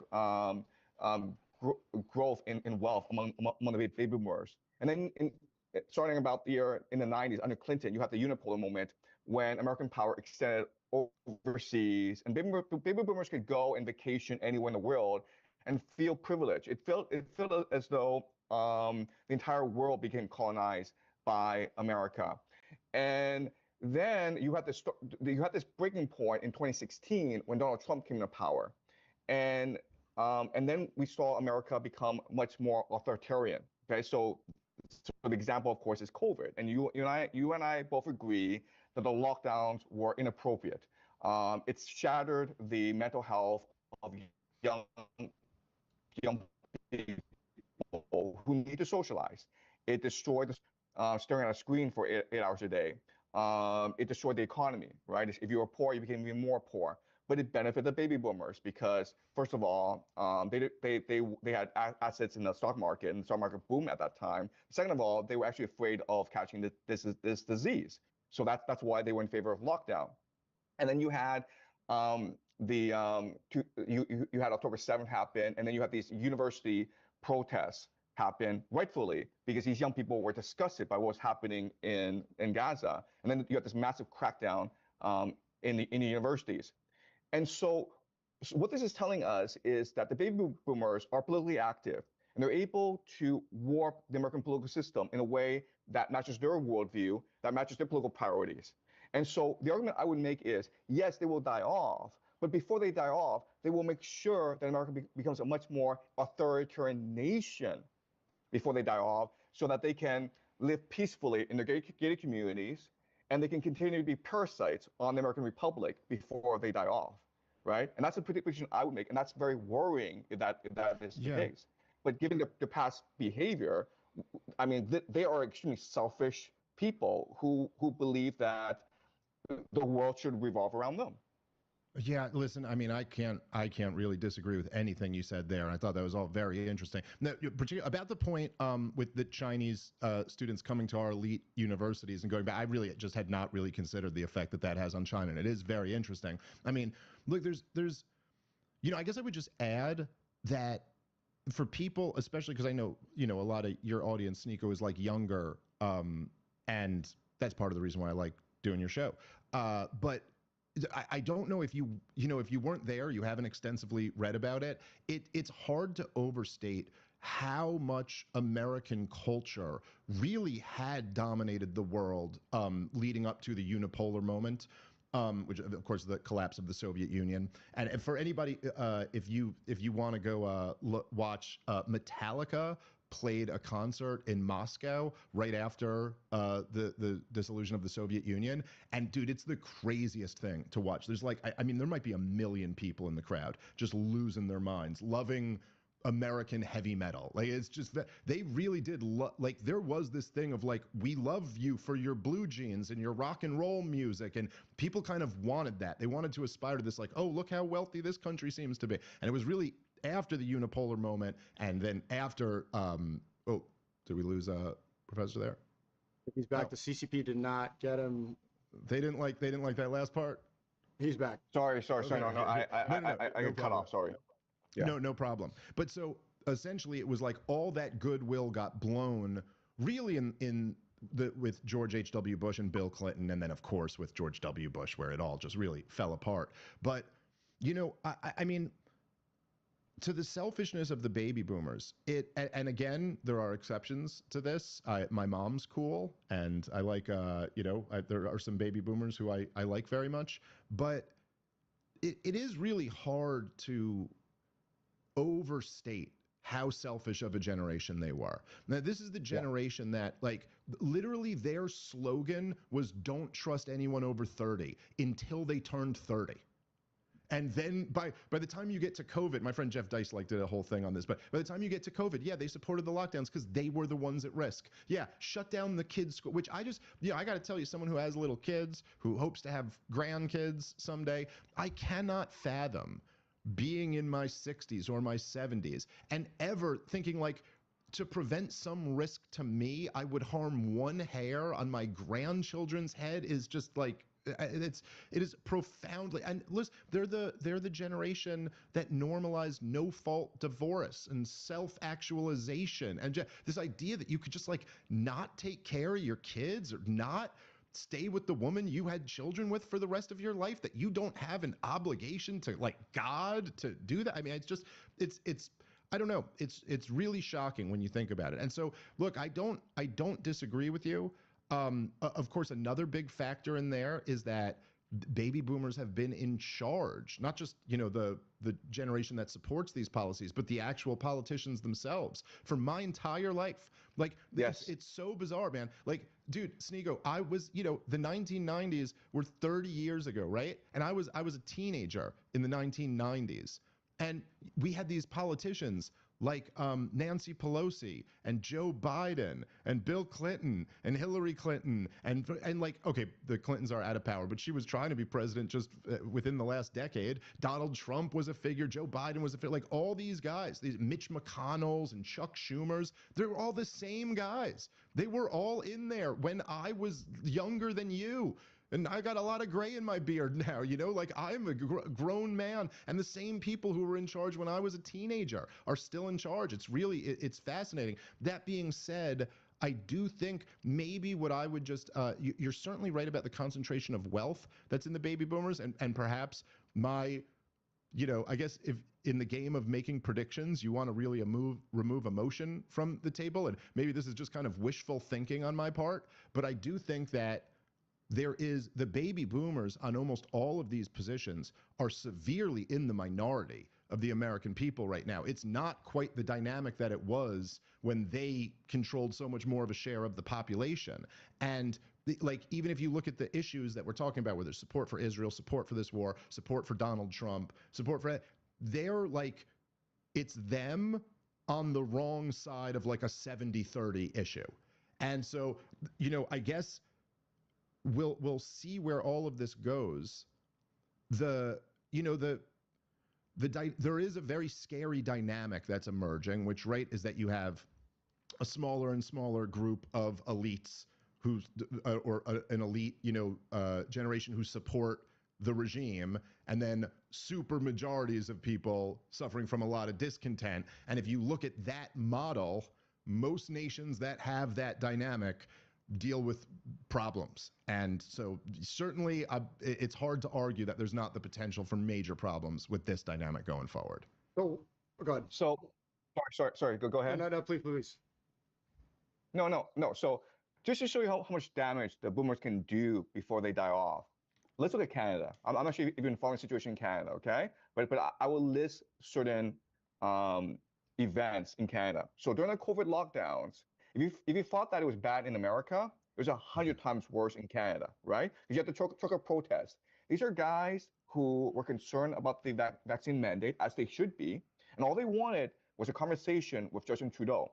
So they staged this peaceful protest in Ottawa, and they were debanked. But not only were they debanked, but if you support them in any way, like you give $1 to these guys, you were debanked as well. That was pretty authoritarian. Then after COVID, you have this massive influx of immigrants to Canada that drove property prices to the sky, that made it impossible to find a job if you're a young person, that made this cost of living like sky high in the major cities. And most of them were coming from India. You had millions of Indians coming to Canada, and this was causing a lot of discontent. And so you would think that, after a few years of this, when clearly this was a dumpster fire, that the Canadians would be like, let's just do a moratorium. Let's just stop immigration and let let Canada give Canada some time to absorb these immigrants, right? You think that that's a reasonable course of action. Instead, Mark Carney goes to India and says, we want more Indians. In fact, we will give scholarships to Indian students to come to our country. And then this guy, Mark Carney, who before becoming Prime Minister of Canada, never had an elected office, okay? Before he became Prime Minister, he never had, he was never voted into office by the people. And quite honestly, for most of his adult life, he was not even a resident of Canada. He spent most of his time either in New York or London working for Goldman Sachs. And then the leadership race for the Liberals was completely staged. And that election, you could argue, was rigged as well. And then when he comes to power, rather than try to win his majority through democracy by letting people vote, he is bribing opposition members to join his party, and now he has a majority. Okay, so clearly Canada is moving towards a more authoritarian system. And then so this is the damage that baby boomers can do because you ask yourself, who is benefiting from all this, from immigration, from like, sky high property prices, from an increased standard of living? And the answer is baby boomers. Okay, so Canada could be America's future. So I would say pay close attention to what Mark Carney is doing in Canada, because people complain that Donald Trump is a tyrant. Look at what's happening in Canada, and Mark Carney is fully supported by the baby boomers. Checkers and Rally's MVP meal deal makes you a big deal. A mushroom Swiss with fries, drink, and dessert, just $5. What a play! This is the MVP of meal deals. Score your big deal only at Checkers and Rally's. This eats different.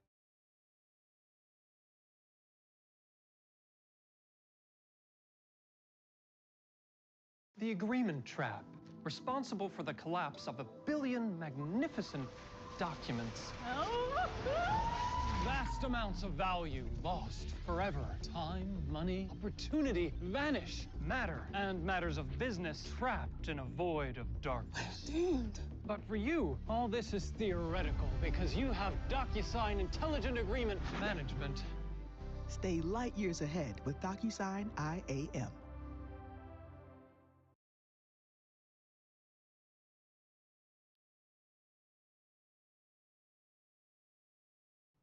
Yeah, well, I get your point there, and then what I've been sounding the alarm about, which I think, not that I'm the only one, but that I'm at this point, I'm concerned about the authoritarianism coming out of the Trump administration. I'm very concerned about what the next step is going to be here, because I do think there's the one element about where we are in America today, and this is true, I guess, in Canada too, but I just know America better.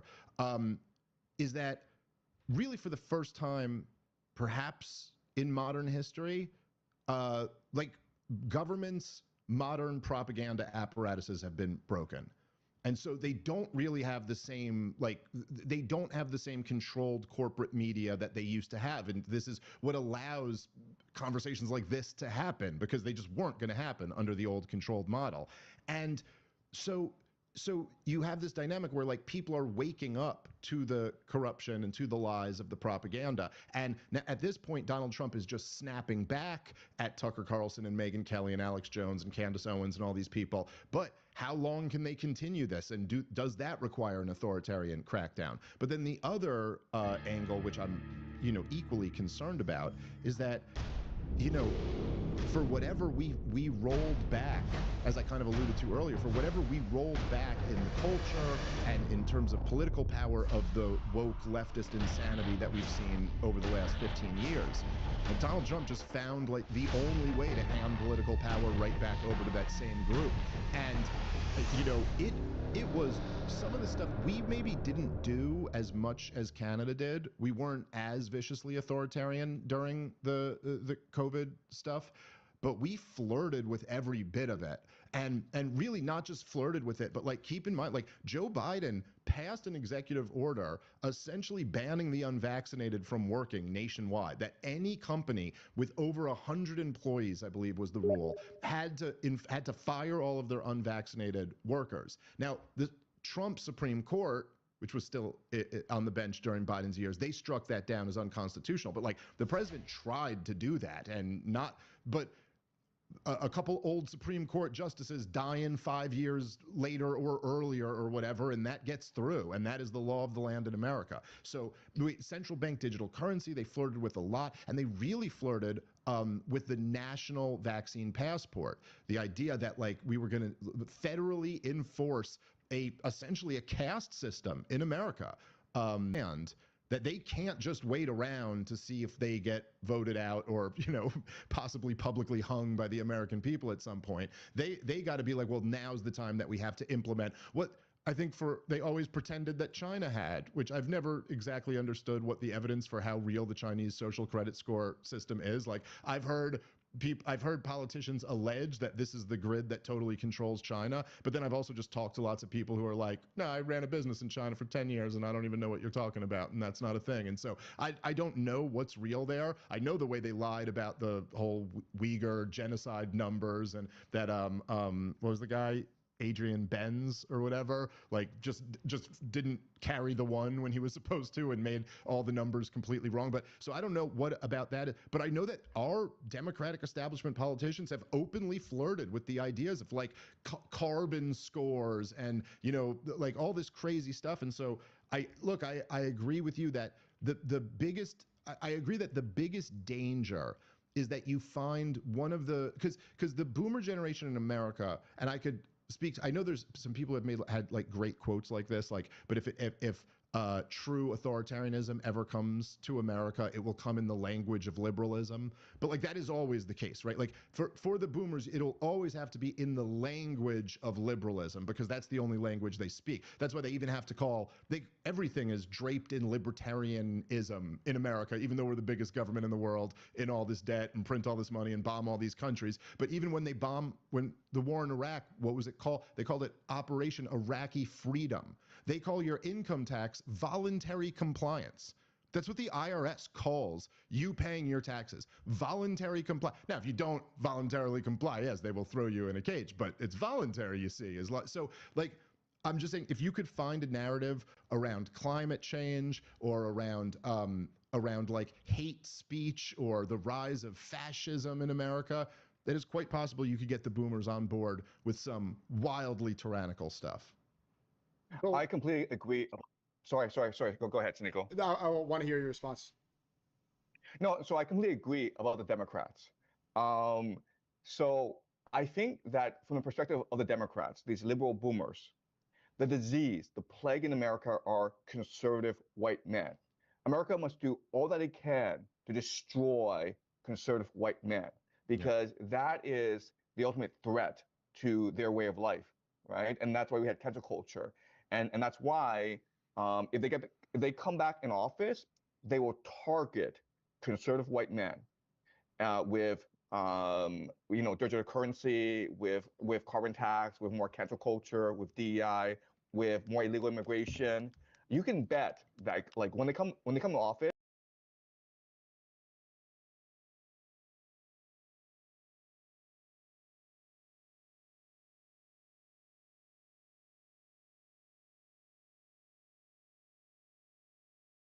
At this point, you're probably not avoiding therapy because of stigma.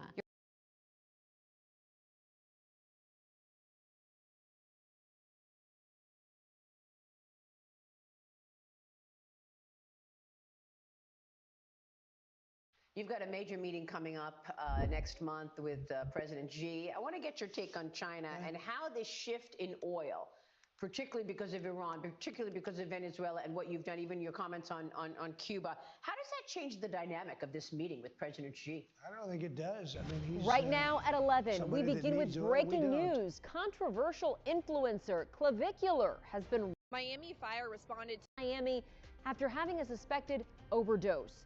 The incident happening during one of his live streams at a spot in Brickell. And that's where we find CBS News Miami's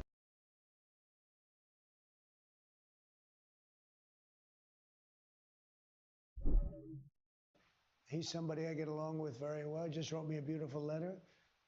He wrote you a letter? Yeah, he did. He responded to a letter that I wrote because I had heard that China is giving weapons to I mean, you're seeing it all over the place to Iran, that China's Did he giving say he's weapons. giving them? Yeah, and I wrote him a letter asking him not to do that. And he wrote me a letter saying that essentially he's not doing that. Okay. Well, we just heard from the FBI recently that there was a major cyber attack attributed to China. What response is under consideration for that cyber attack? We do it to them. They do it to us. We do it to them. You know. Well, when was the last time we did a cyber attack in China? Well, I don't know. I'm not going to tell you that, but we do them. They do us. It's been like that for a long time. So it's not going to be addressed? I'll address things, but you know, it is what it is. Look, China's China. They're never easy, but we're doing great with China. I'm the toughest person in China anywhere in the world. I put on 100% tariff on Chinese cars. We don't have a Chinese car in the whole country. And if you look at Europe, they're being inundated with Chinese cars, and it's killing their car companies, okay? There's nobody tougher than me. Don't forget, I put a 20% tariff on them for what they've done with fentanyl. I put a penalty. I call it a penalty. I put a 45% tariff. I had 145% tariff where they literally were going to go out of business. Look, there's never been anybody tougher in China than me, but I also have a good relationship with President Xi, and that's a good thing. Remember this, TikTok, billions and billions of dollars, not the biggest thing in terms of China, bigger is the other things I do, but everybody said they will never approve the deal, it's a hard no. President Xi said, it's a hard no, we will never do it. Then American business people got together, paid billions of dollars, and I called up President Xi. I said, you know, be a good thing if you did it, and he did it.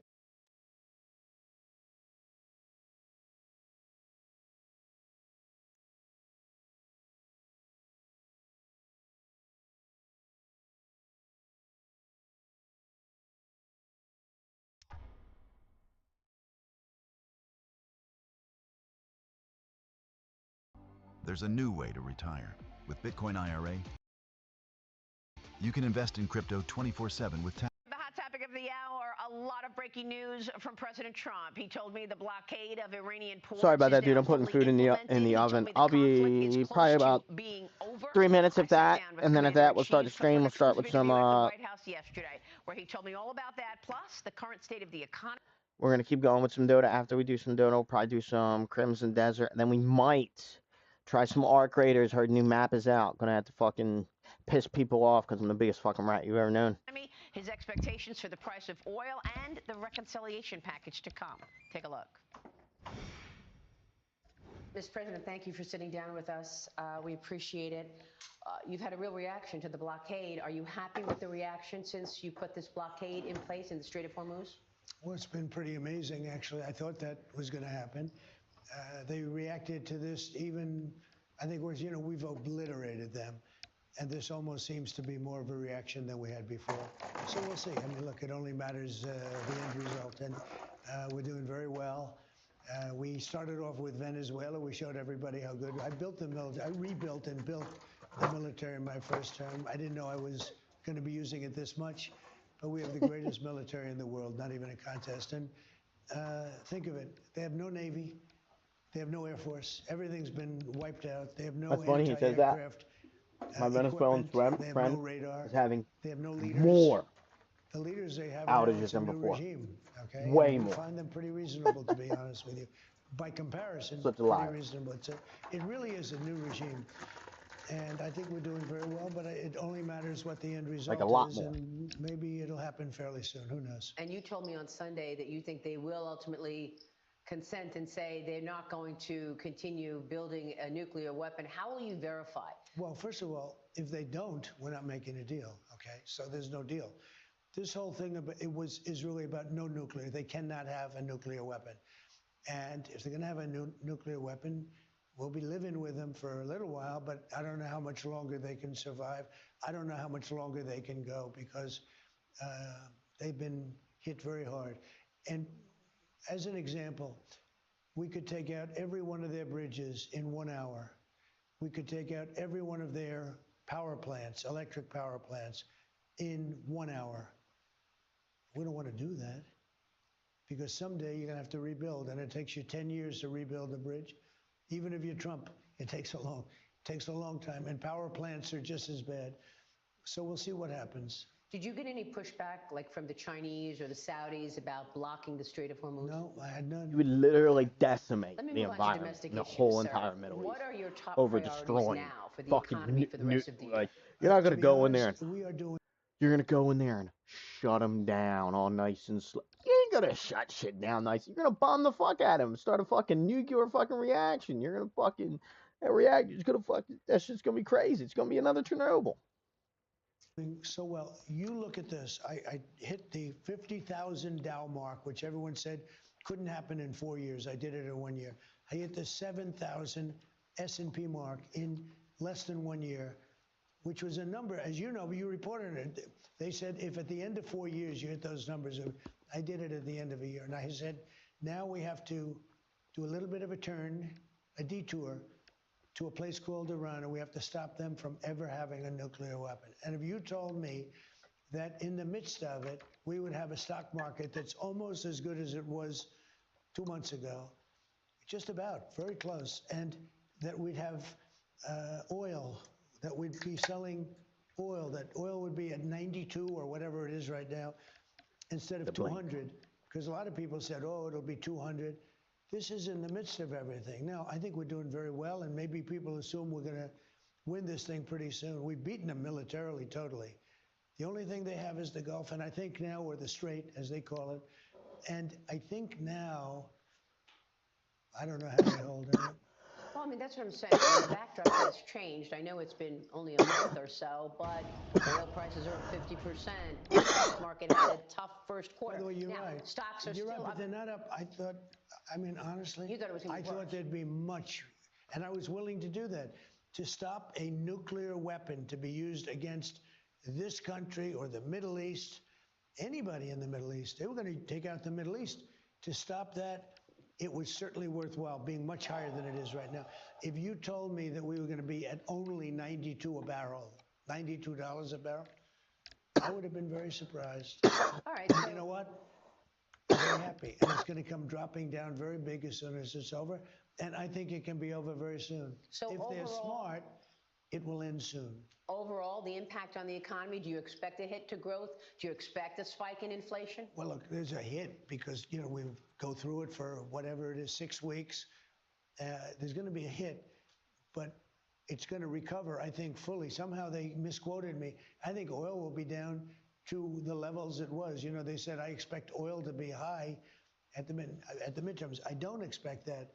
I think that we will be somewhere around where we were, maybe even lower. This is going to, when this is over, I think the stock market is going to boom. It's already boomed.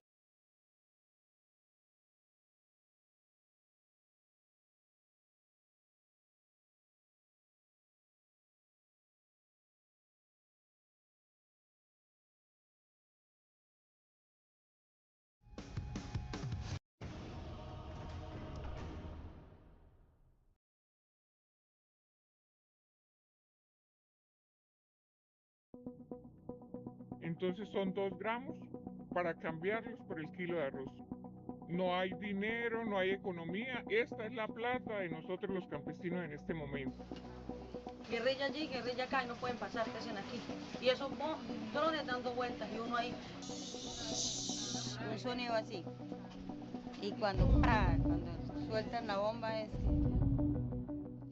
This town is surrounded by groups battling for control of Colombia's lucrative cocaine corridors.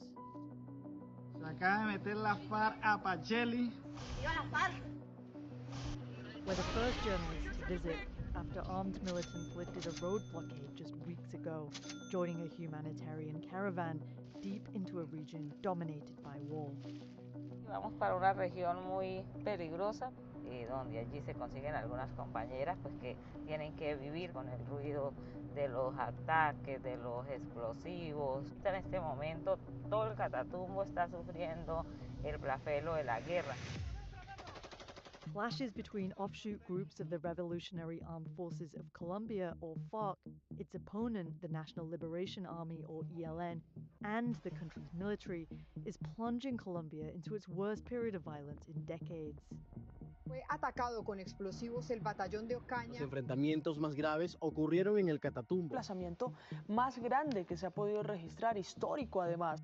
Y su principal fortaleza es que se ocultan dentro de la misma población. Esto es como la dinámica con la que nosotros hoy en día... Hopefully you can read fast, dog, because I'm not reading for you, dog. Real rap. I'm not reading for you. You want to listen to music? Say something. Our main project is to unite the working class in this country against a fascist agenda. We will draw this city closer together. We will replace the frigidity of rugged individualism with the warmth of collectivism. If you are starting off looking at the threat, saying, okay, where do the remnants of Bolshevism still exist? And you've predetermined Jew, you've just ignored atheists, Muslims, secular Jews like... Dang. Bro's just getting a little too bastard. Let's go to what we know. Side quest, you heard? Well, we know the man.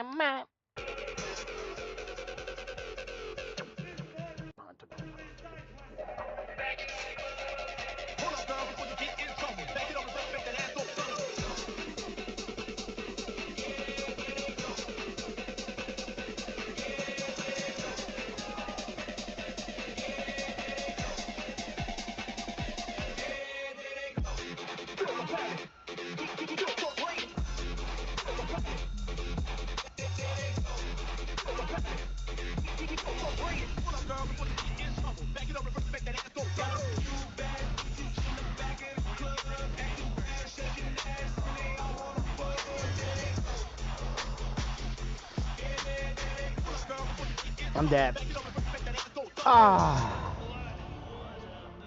For procurement managers, Grainger is the go-to partner that helps keep your healthcare facilities I shouldn't have went up that far. Because there's no They took time to advantage manage of it because orders I'm and the deliveries from weakest here in the game. suppliers. Grainger offers everything in one place, How do from you do? disinfectants to lighting, air filters, and more. All with fast delivery that helps ensure you always have what you need. I didn't to see put the patient care first. Call 1-800-GRAINGER, click whatchamacallit was Grainger.com, there. or just stop by. Grainger, for the ones Crip. who get it If done. I seen Crip was there, I wouldn't have left.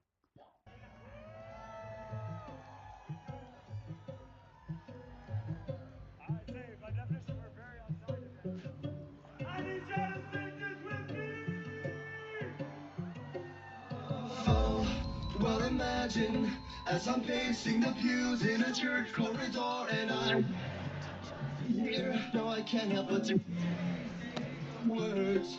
What a beautiful wedding. What a beautiful wedding. Says a bridesmaid to a waiter. What a shame. What a shame the poor groom's bride is off. Go. I chime in with a haven't you people ever heard of? It's much better to face these kinds of things with a sense of heart and rationality. Chime in. Haven't you people ever heard of? Closing the damn door. No, it's much better to face these kinds of things with a sense of... I pull up at the club, VIP, gas tank on, people all drinks on me. Fresh kiss, fresh white, tall, deep, fresh NFL, hand, fresh bowls with the cream white. Pussy niggas wanna hit me with the heat. Real recognize, real niggas don't speak white.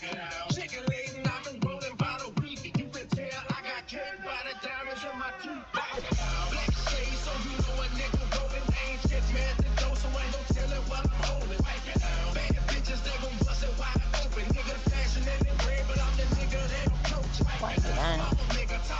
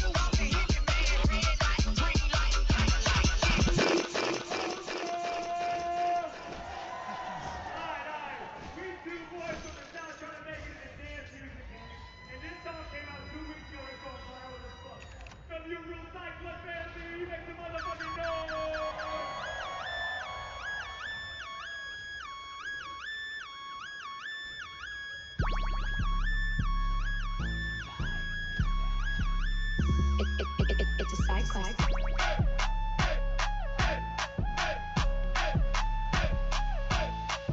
Trying to get behind her, pull it to the side now. Man, that bass bumping like a '03 Honda. Bumping like a bumping like a '03 Honda. '03 Honda. That bass bumping like a '03 Honda. Bumping like a bumping like a '03 Honda. '03 Honda. That bass bumping like a '03 Honda.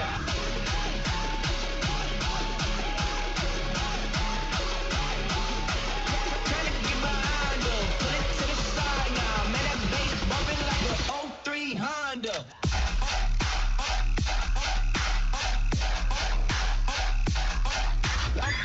'03 Honda, '03 Honda. That bass bumping like a '03 Honda.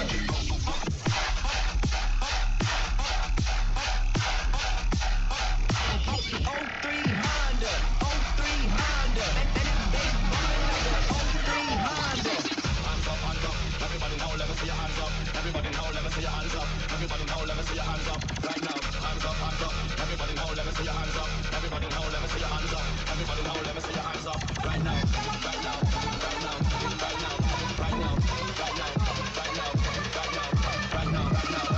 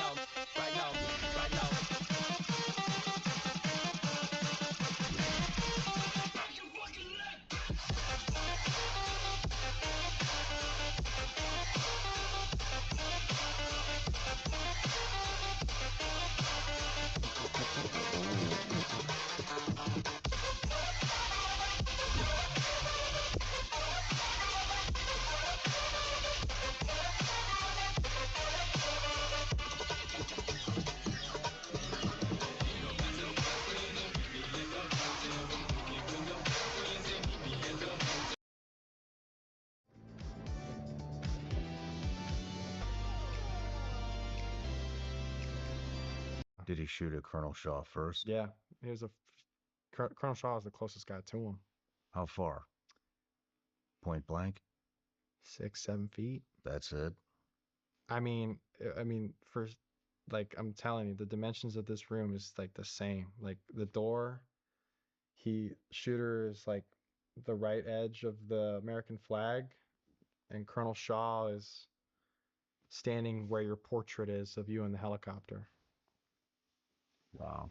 It's about 6 feet. How many shots did he fire? 4.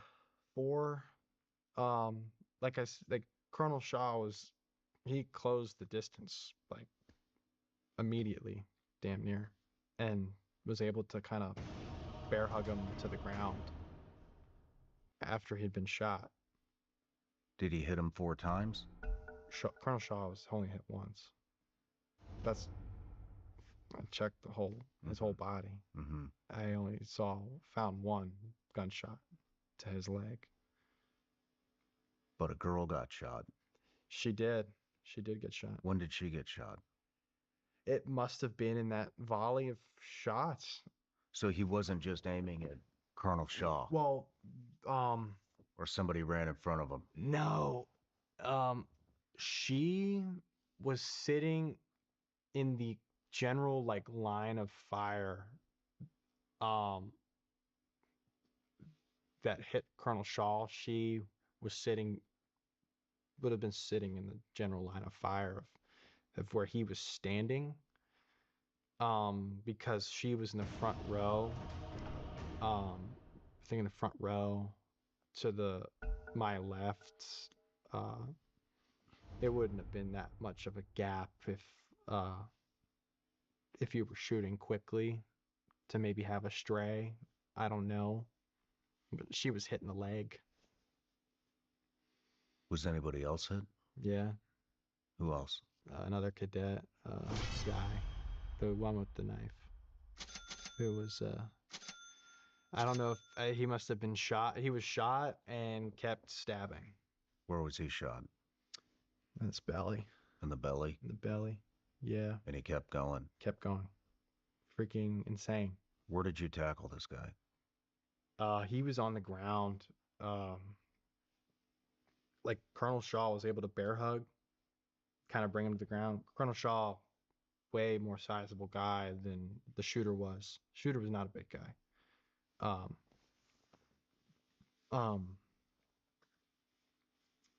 Maybe like 5'8", 5'9", but like not like muscular either. Pretty like no, not strong.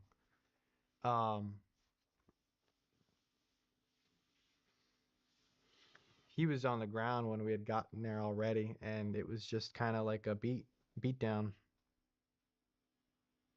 Just punches and elbows and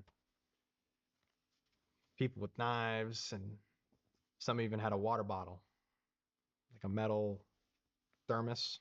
Mm-hmm. It was just... Who was heads up enough to put their hand on the slide so that he couldn't shoot anymore? What was that? Who was heads up enough to put their hand on the top of his weapon on the slide? It was me and another cadet on my left. Did you know what you were doing? You knew the firearm wouldn't function if you did that? Yeah. It's pretty fucking heads up, man.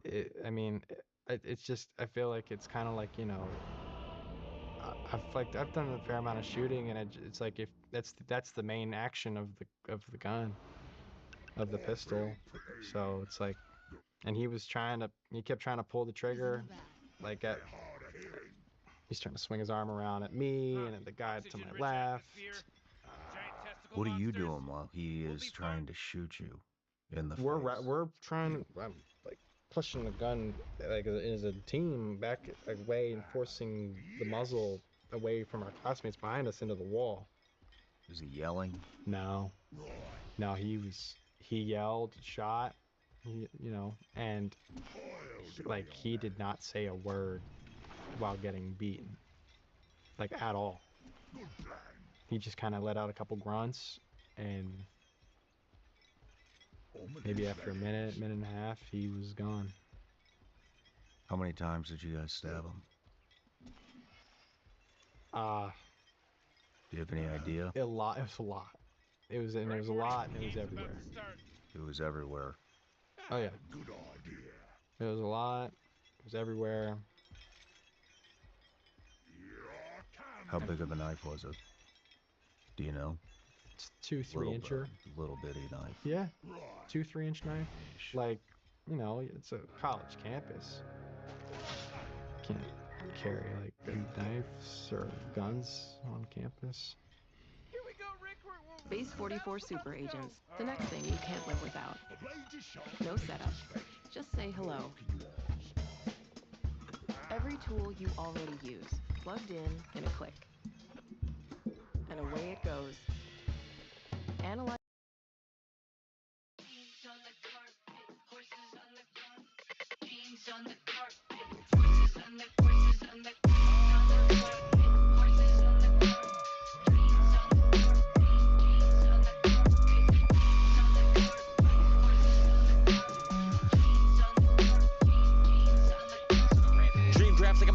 On a rampage, she back as the weed whack like a landscape bro. Sad went to rehab, hit a bad low, hard pass, brought a lean back like Fat Joe. Back throw, put the kids back on her backbone. Think of the kids a little embarrassed like a dad joke. Hello, I'm a red flag with a cash flow, red flag like I'm Chinese on the flagpole. Lobby on every computer all around the whole globe. Feed Max and a Fidels like Castro. Feed Max and a Fidel like Castro. Stay next to my OG like Maco. Come and teach up the TV, where the remote tea. Cuddle no tea, kettle good for your throat. Tea, cuddle no tea, kettle let's party. Have a ball and I hold a ball like a golf tee.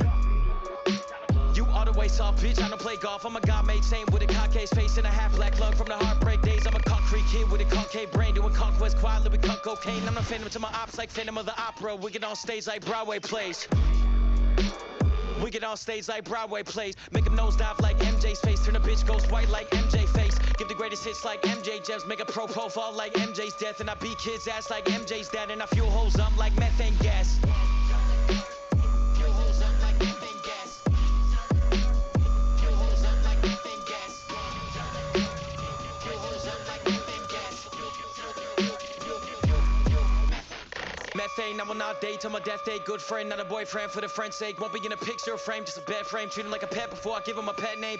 Give him all jobs, get a friend paid. You give me a big Benz like UK. I give you a Lexus like Texas. One day we gon' pass cars like left lane. Pass cars like a left lane on the highway. Vacate cause I rap great. I can migrate migraines and a headache every last day. Sometimes I think they from God. He telling me stop thinking that way. God give me headaches to stop thinking bad things. She told me leaving it, fuck no in that case. I took my children out early like half days. I took my children out early like bomb threats. I keep a 16 inside me like prom dress. Gotta date uglier women, they stress free. I got a 10 on my back cause I'm messy. I got a 10 on my back like I'm messy. I left a web on her body and she put her clothes on the web like it's Etsy. I see your shit, I keep scrolling, I scroll like a Dead Sea. You all the way soft bitch, I don't play golf. I'm a god-made saint with a cockeyed face and a half-black lung from the heartbreak days. I'm a concrete kid with a concave brain doing conquest quietly with cunt cocaine. I'm a phantom to my ops like Phantom of the Opera. We get on stage like Broadway plays. Fuel hoes up like methane gas.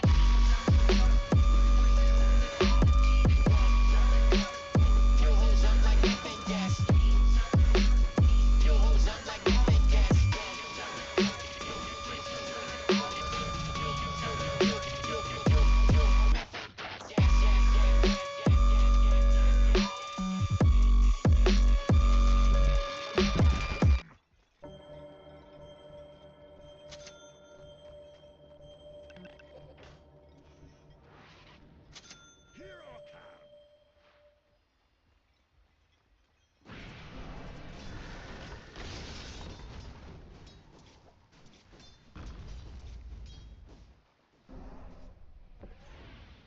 Keep an eye on her.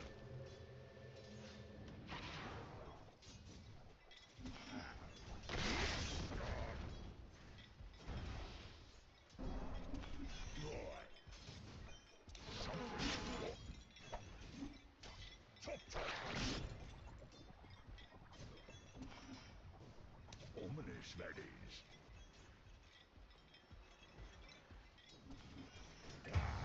Yes. Hands off.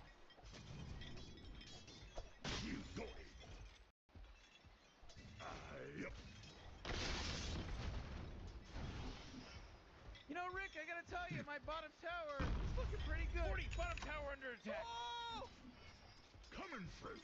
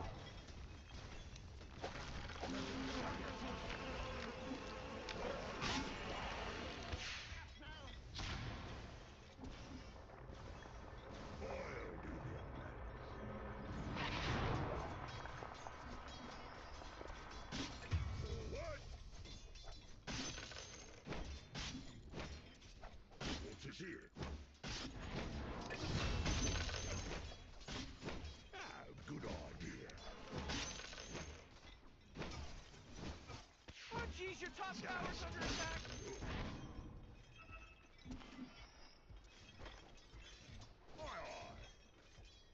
Oh boy, your top tower's under attack.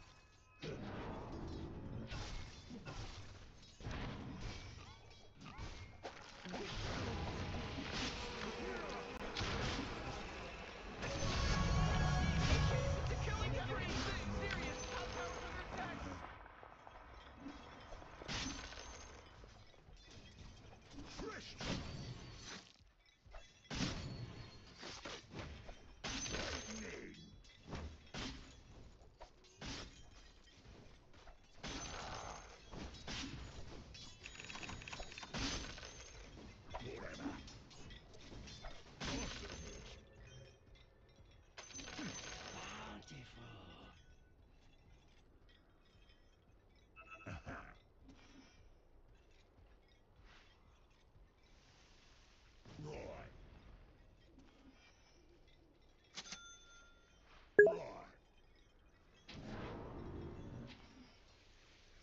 Ominous, that is.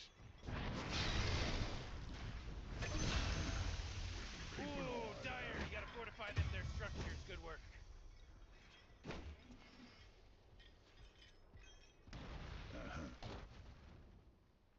Oh man, what? Get up on out of here, cause Radiant just fortified their structures. Your bottom tower's under attack.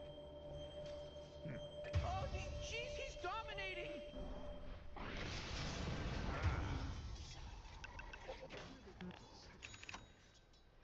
Rock to it.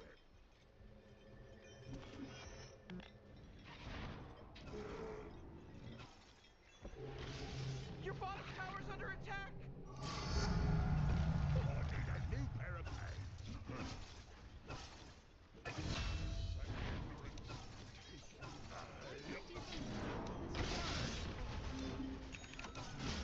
Whatever.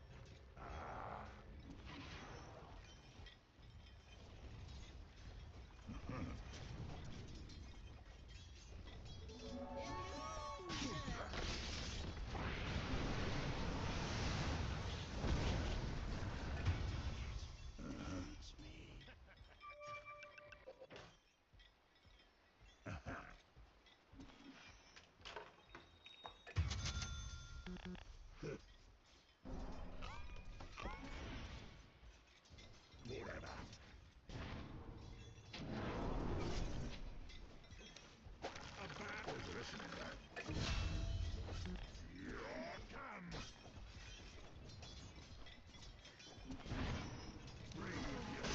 Oh, middle tower's under attack. Where you going? Just put the last of me back now. Where'd smarts get you?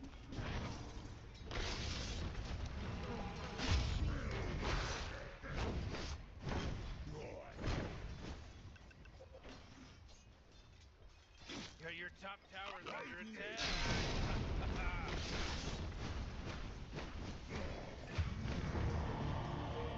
Thought you were an unsavory morsel.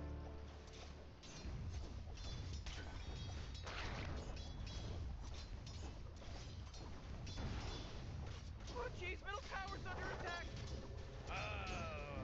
What a mess. Ooh, your middle tower's under attack.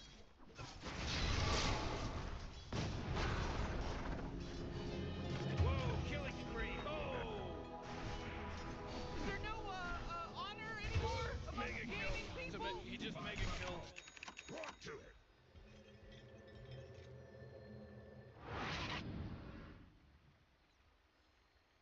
Oh, jeez, Rick, the top tower's getting hit.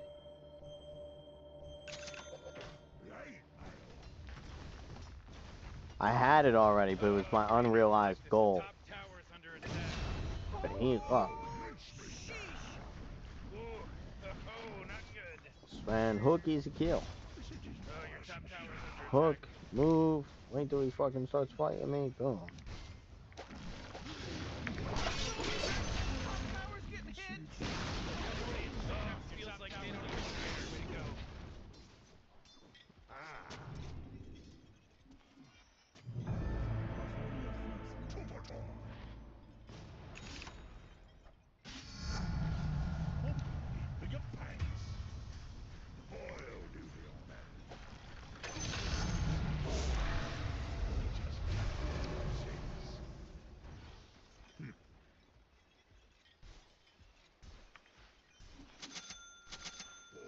Radiant just fortified their structures. You know what I'm talking about?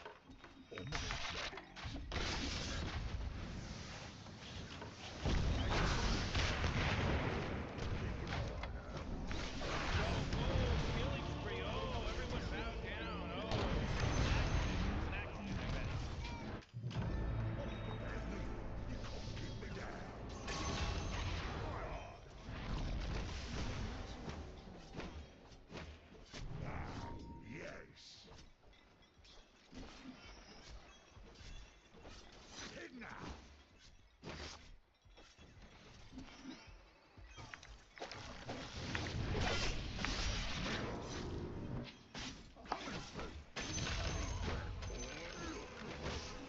Force field leads me to believe the Dire just fortified their structure. Middle tower. You might want to look at it. Oh, the middle tower's under attack. Oh man. Oh man, your middle tower just got destroyed.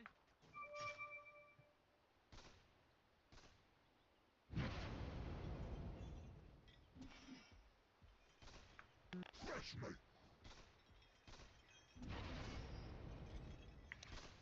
This is just nice and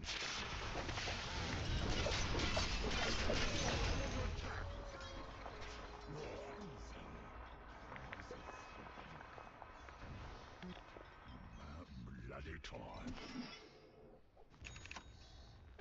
Good idea.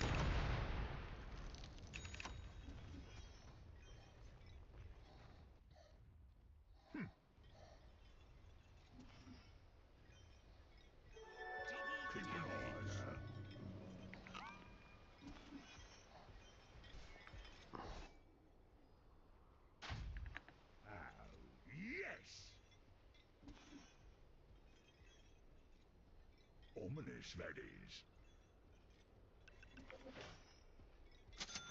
Coming through. We can't chopper. Ooh, they took out the enemy middle tower. Killing spree. There is nothing that can stop this man.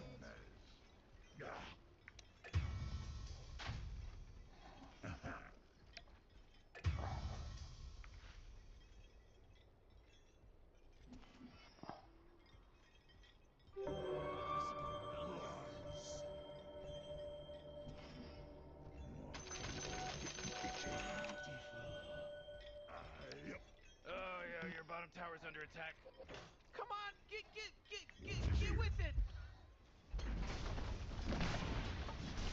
Oh, your bottom tower's under attack. Hey, Morty, guess what's not there? The bottom tower. Oh, that's not good.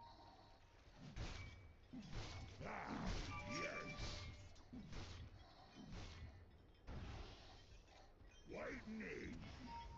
Oh yeah, your bottom tower's under attack.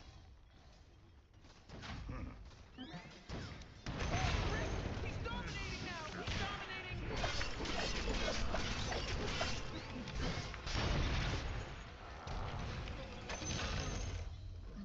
Don't fear the Reaper. Red Gamucha.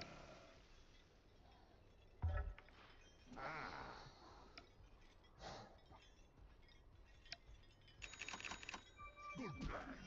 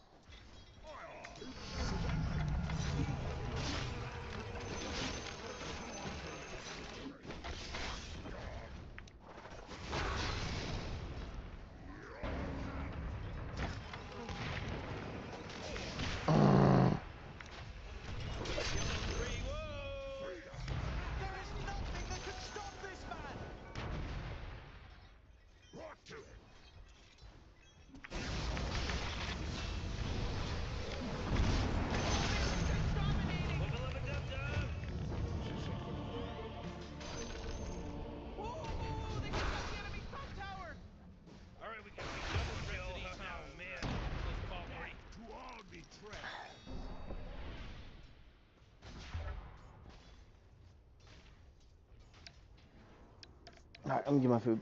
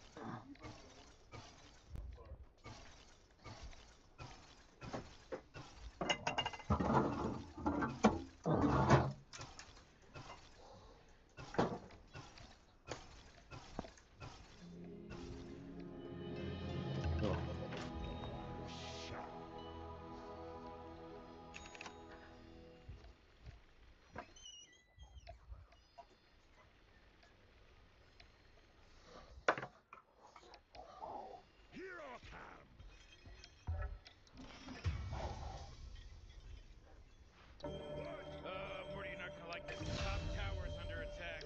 Oh, sheesh!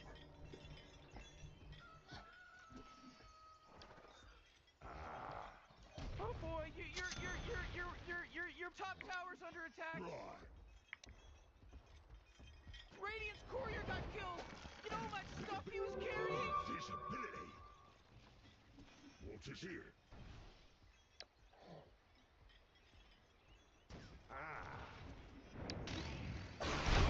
Initiating killing spree mode. Man, you might as well save that energy because Radiant just fortified their structures. Brought to it.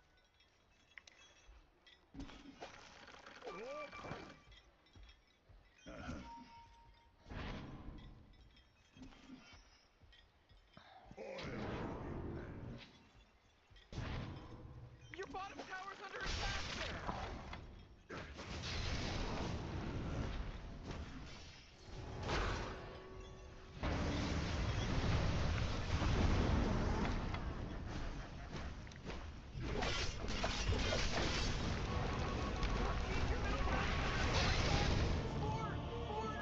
He's now dominating. He's dominating, Rick. Oh, come on. The middle tower's under attack.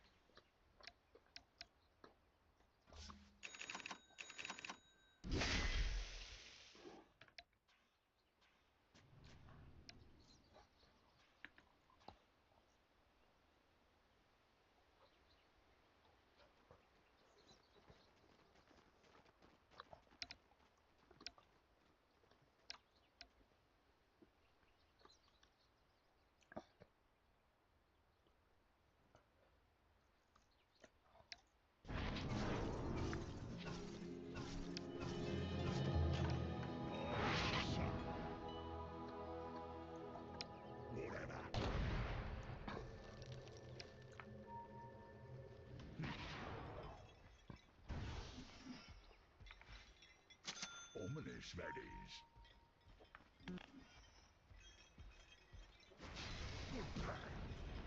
Fucking track him, you goddamn retard. Hooray! The enemy's bottom tower is destroyed. Hooray! Looks like dire structures are fortified.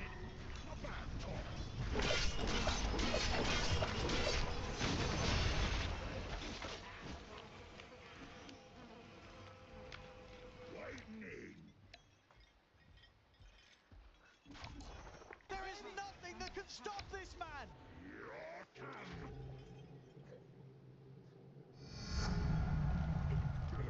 They're on me. Hit now.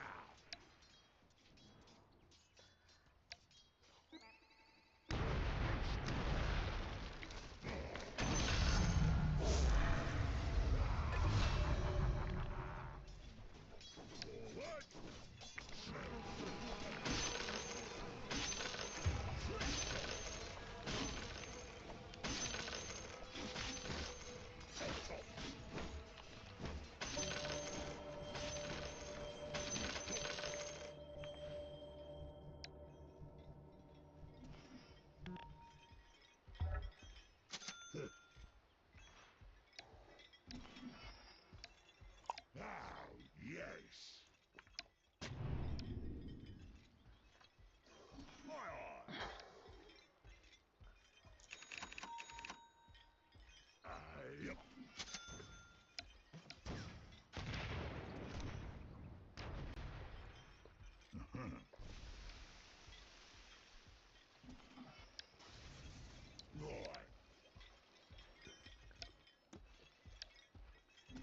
Coming through.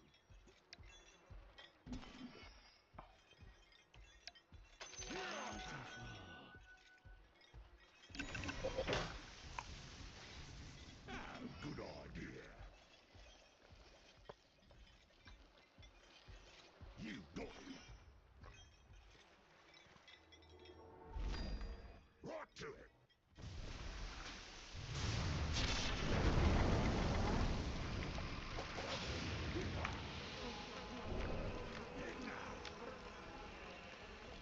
Oh jeez, Radiant's courier just got killed. Forward.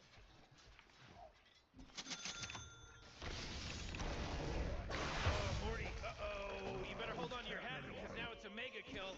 That's 5, baby. I'm out of here. There's no accident anymore. This isn't an accident now.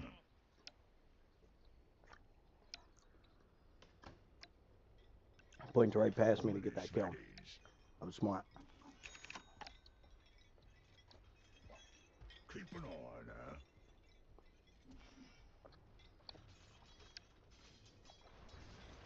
Good idea. Deep breath, boys. Looking cleaned up.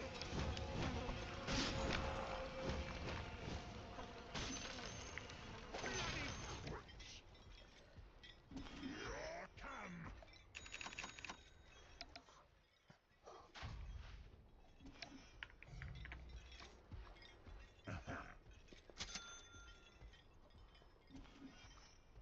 Coming through. I don't know who keeps taking all the wards, but I can't do that.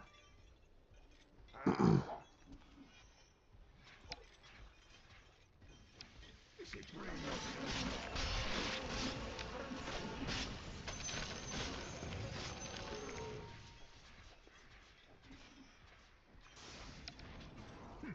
Just blank.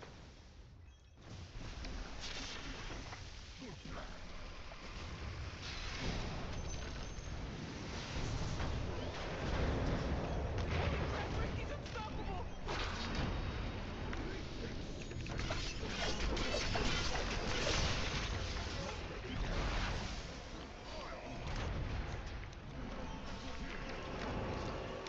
You know, Rick, I gotta tell you, my bottom tower is looking pretty good. Morty, bottom tower under attack. Oh!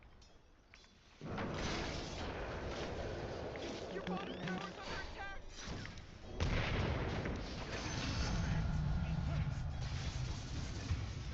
There is nothing that can stop this man. Save that energy, because Radiant just fortified their structures.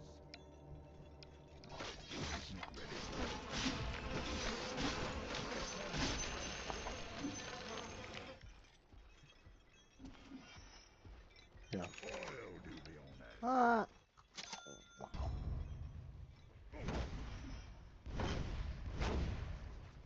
Here I come.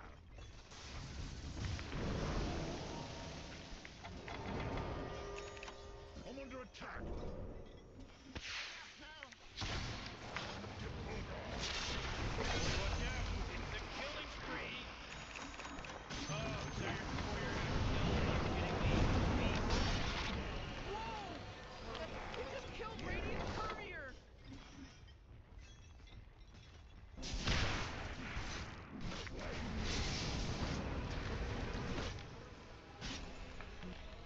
Forward. Oh boy, killing Left. spree.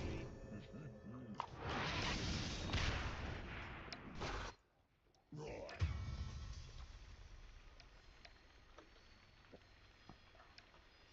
What is here?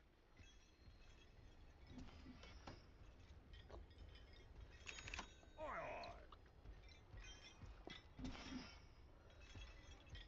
Right to it.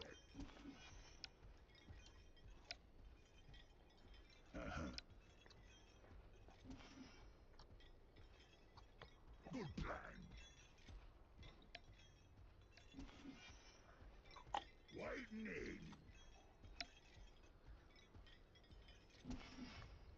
Whatever. Mine. Right.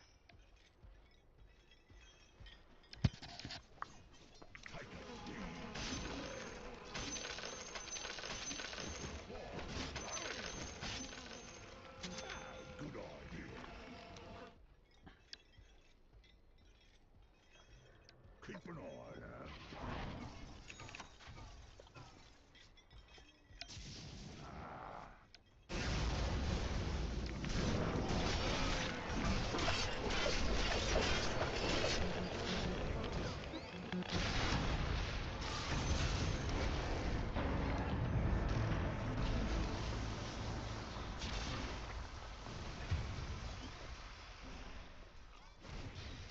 I'm absolutely tired of it. Anyone hear me? It's a killing spree over here. Oh, Rick, he's dominating now. He's dominating. Triple kill. Good job.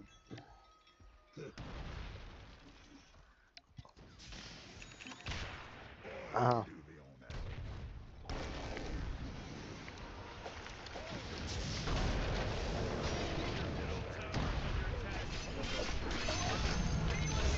It's a killing spree over here. I'm under attack.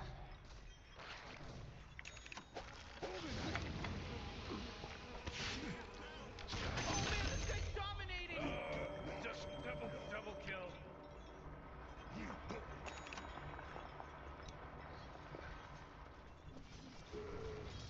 The force field leads me to believe the tires has fortified their structure.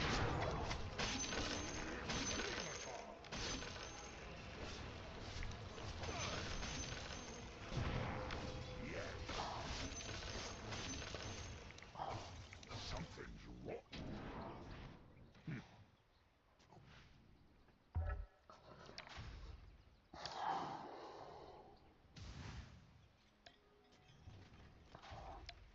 Here I am. Not as nasty as Milk's, but it'll do. Yes, double damage. Oh, I meant to do that.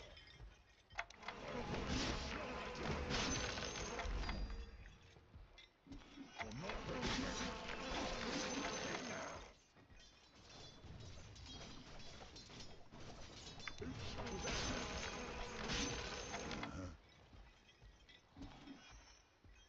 Oh, Omega kill. Coming through. It's like a big sled. Here I am. You got it. I'm not ready yet.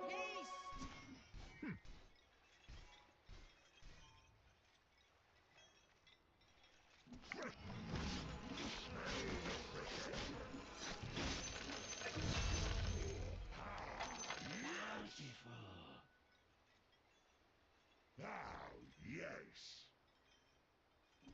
Something rotten. Ah, good idea. About bloody time.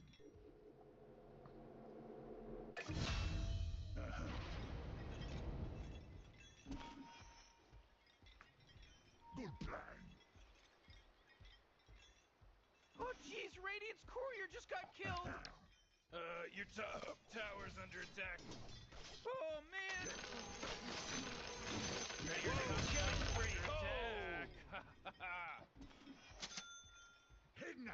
What are you buying? I want BKB. Isn't ready.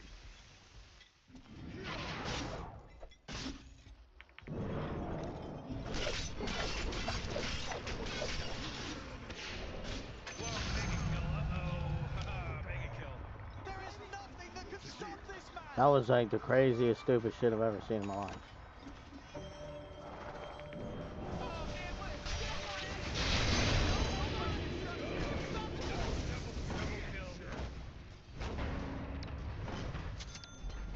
I'm under attack. That that was crazy funny. And here comes the boom! Noga's king!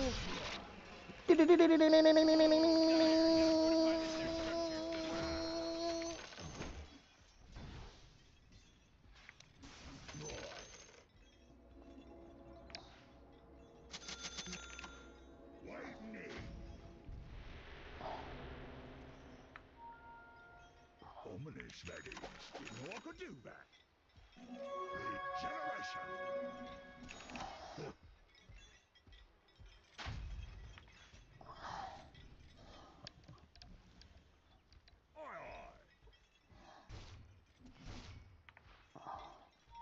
Whatever.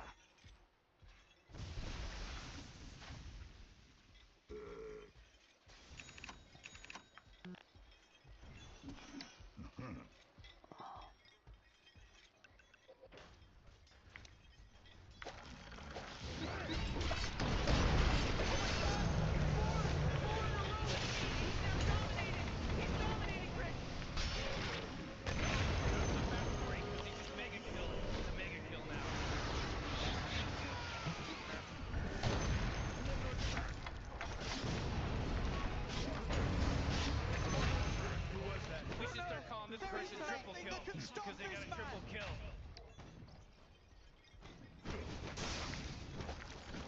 I'm on its own. I'm under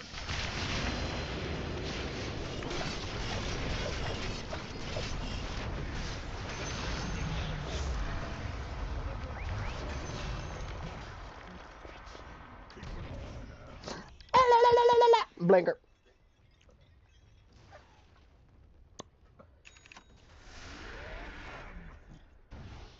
Alright, needs a heater.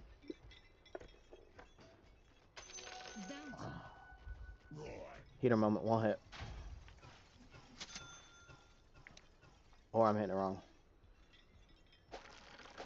Good job. chopping up double damage. Yep. Oh, the enemy's top tower has fallen. Yes, needs solar heat mount.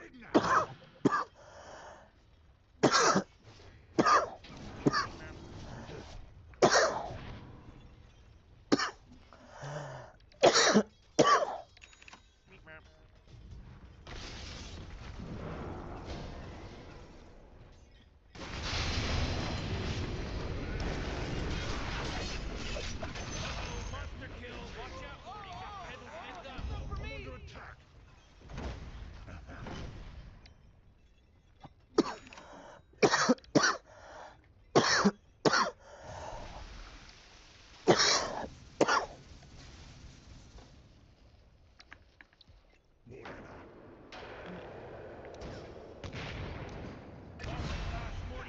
He's from Boston because he's wicked sick. Well, let's see you try. Right.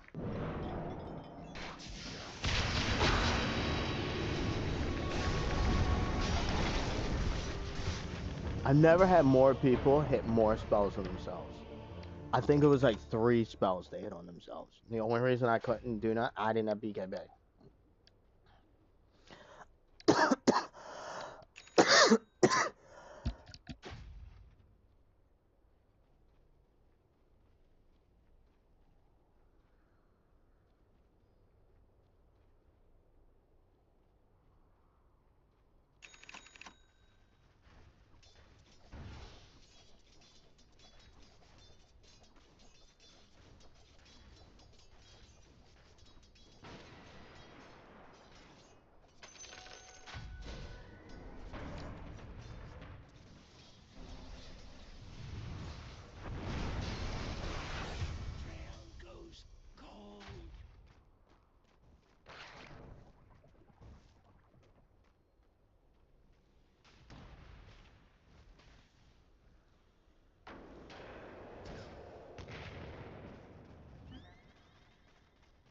I'm marking this in my journal. It's a day to remember. There was a monster kill.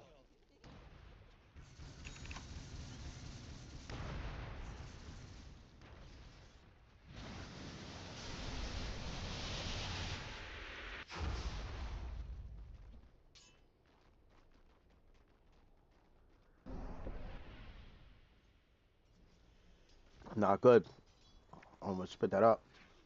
Slurped him back.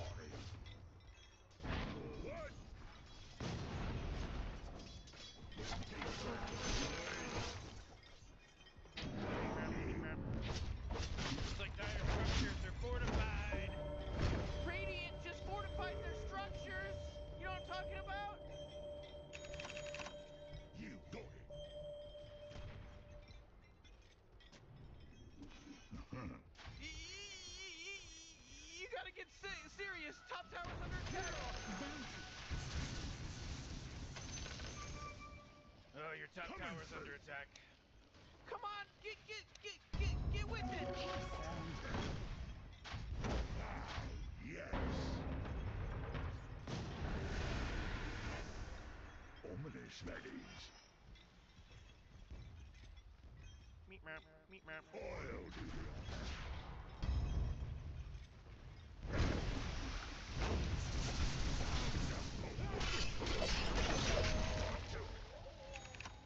Meat map. Here I come. Meat map, meat map.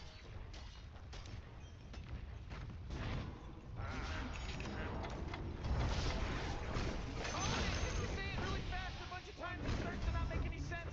Own it! Own it! Own it! Own it! Own it!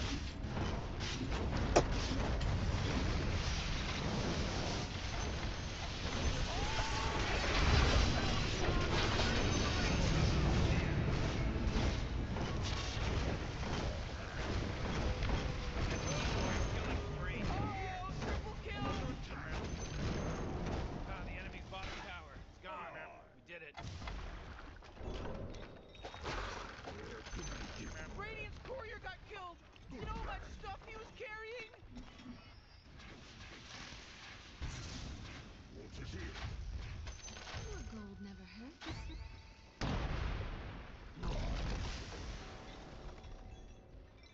Meat map. Oh, good idea. Enemy's middle barracks just got wrecked, baby! Hey, pat on the back! Pat on the back for this guy! Meat map. Aye.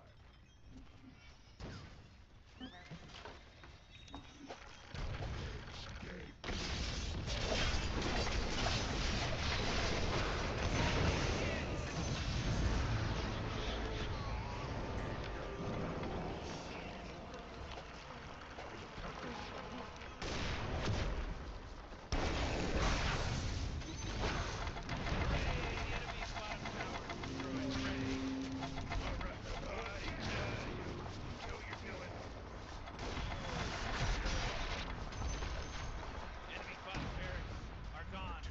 Let's all say a prayer. There is nothing that could stop this man! The enemy's bottom barracks are destroyed! Ominous ladies.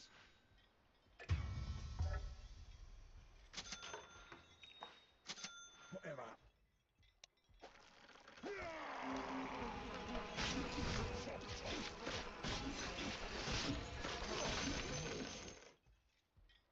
Forward.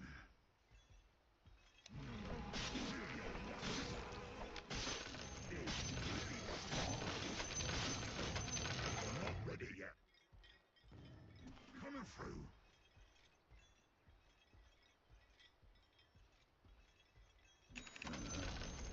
Ooh, they took out the enemy's middle tower! Ha ha! Ha ha! Ha ha! Boy, oh boy! Oh my goodness gracious! Yep.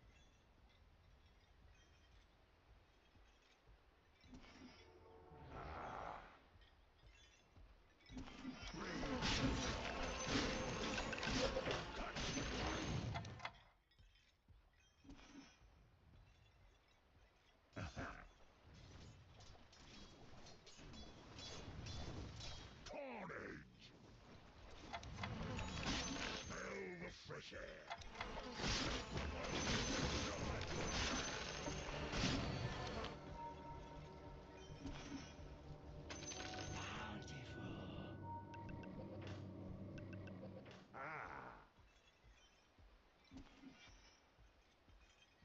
Oil do the honors.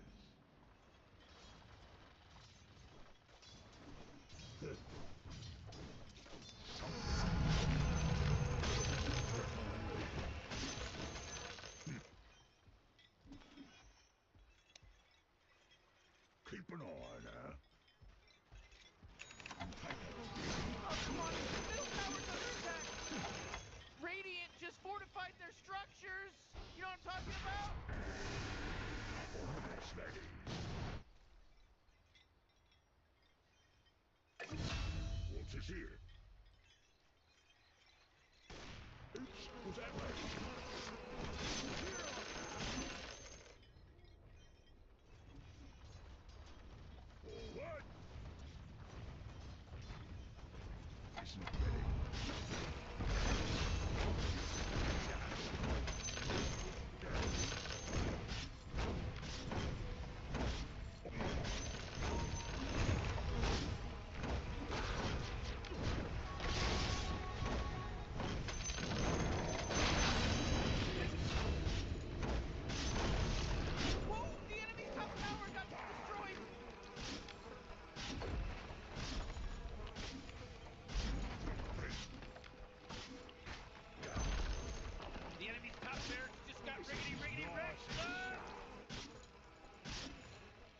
You like that, Lotus? Easy Lotus.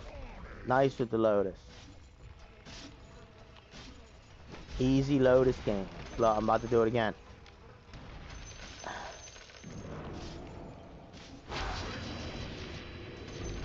Easy. Predictable.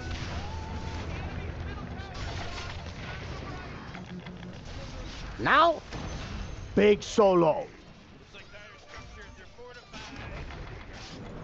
Must heal. Big heal. I'm done. No. Come play.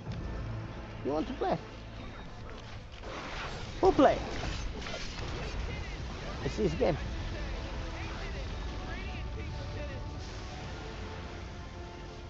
The purga is nice. The purga is fun.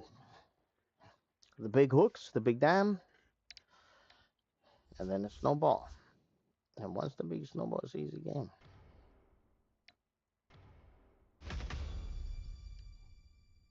I don't know why he take my farm. Yes. Still same? When's the next one? 26? Oh, it sucks.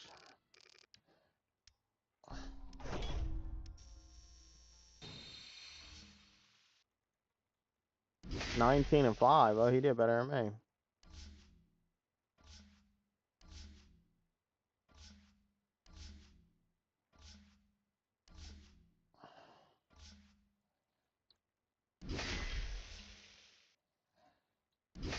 I'm surprised he did better than me. I didn't even notice. It wasn't a lot of the kills. The Huskar had a big game. Alright. I think I'm going to get off and chill.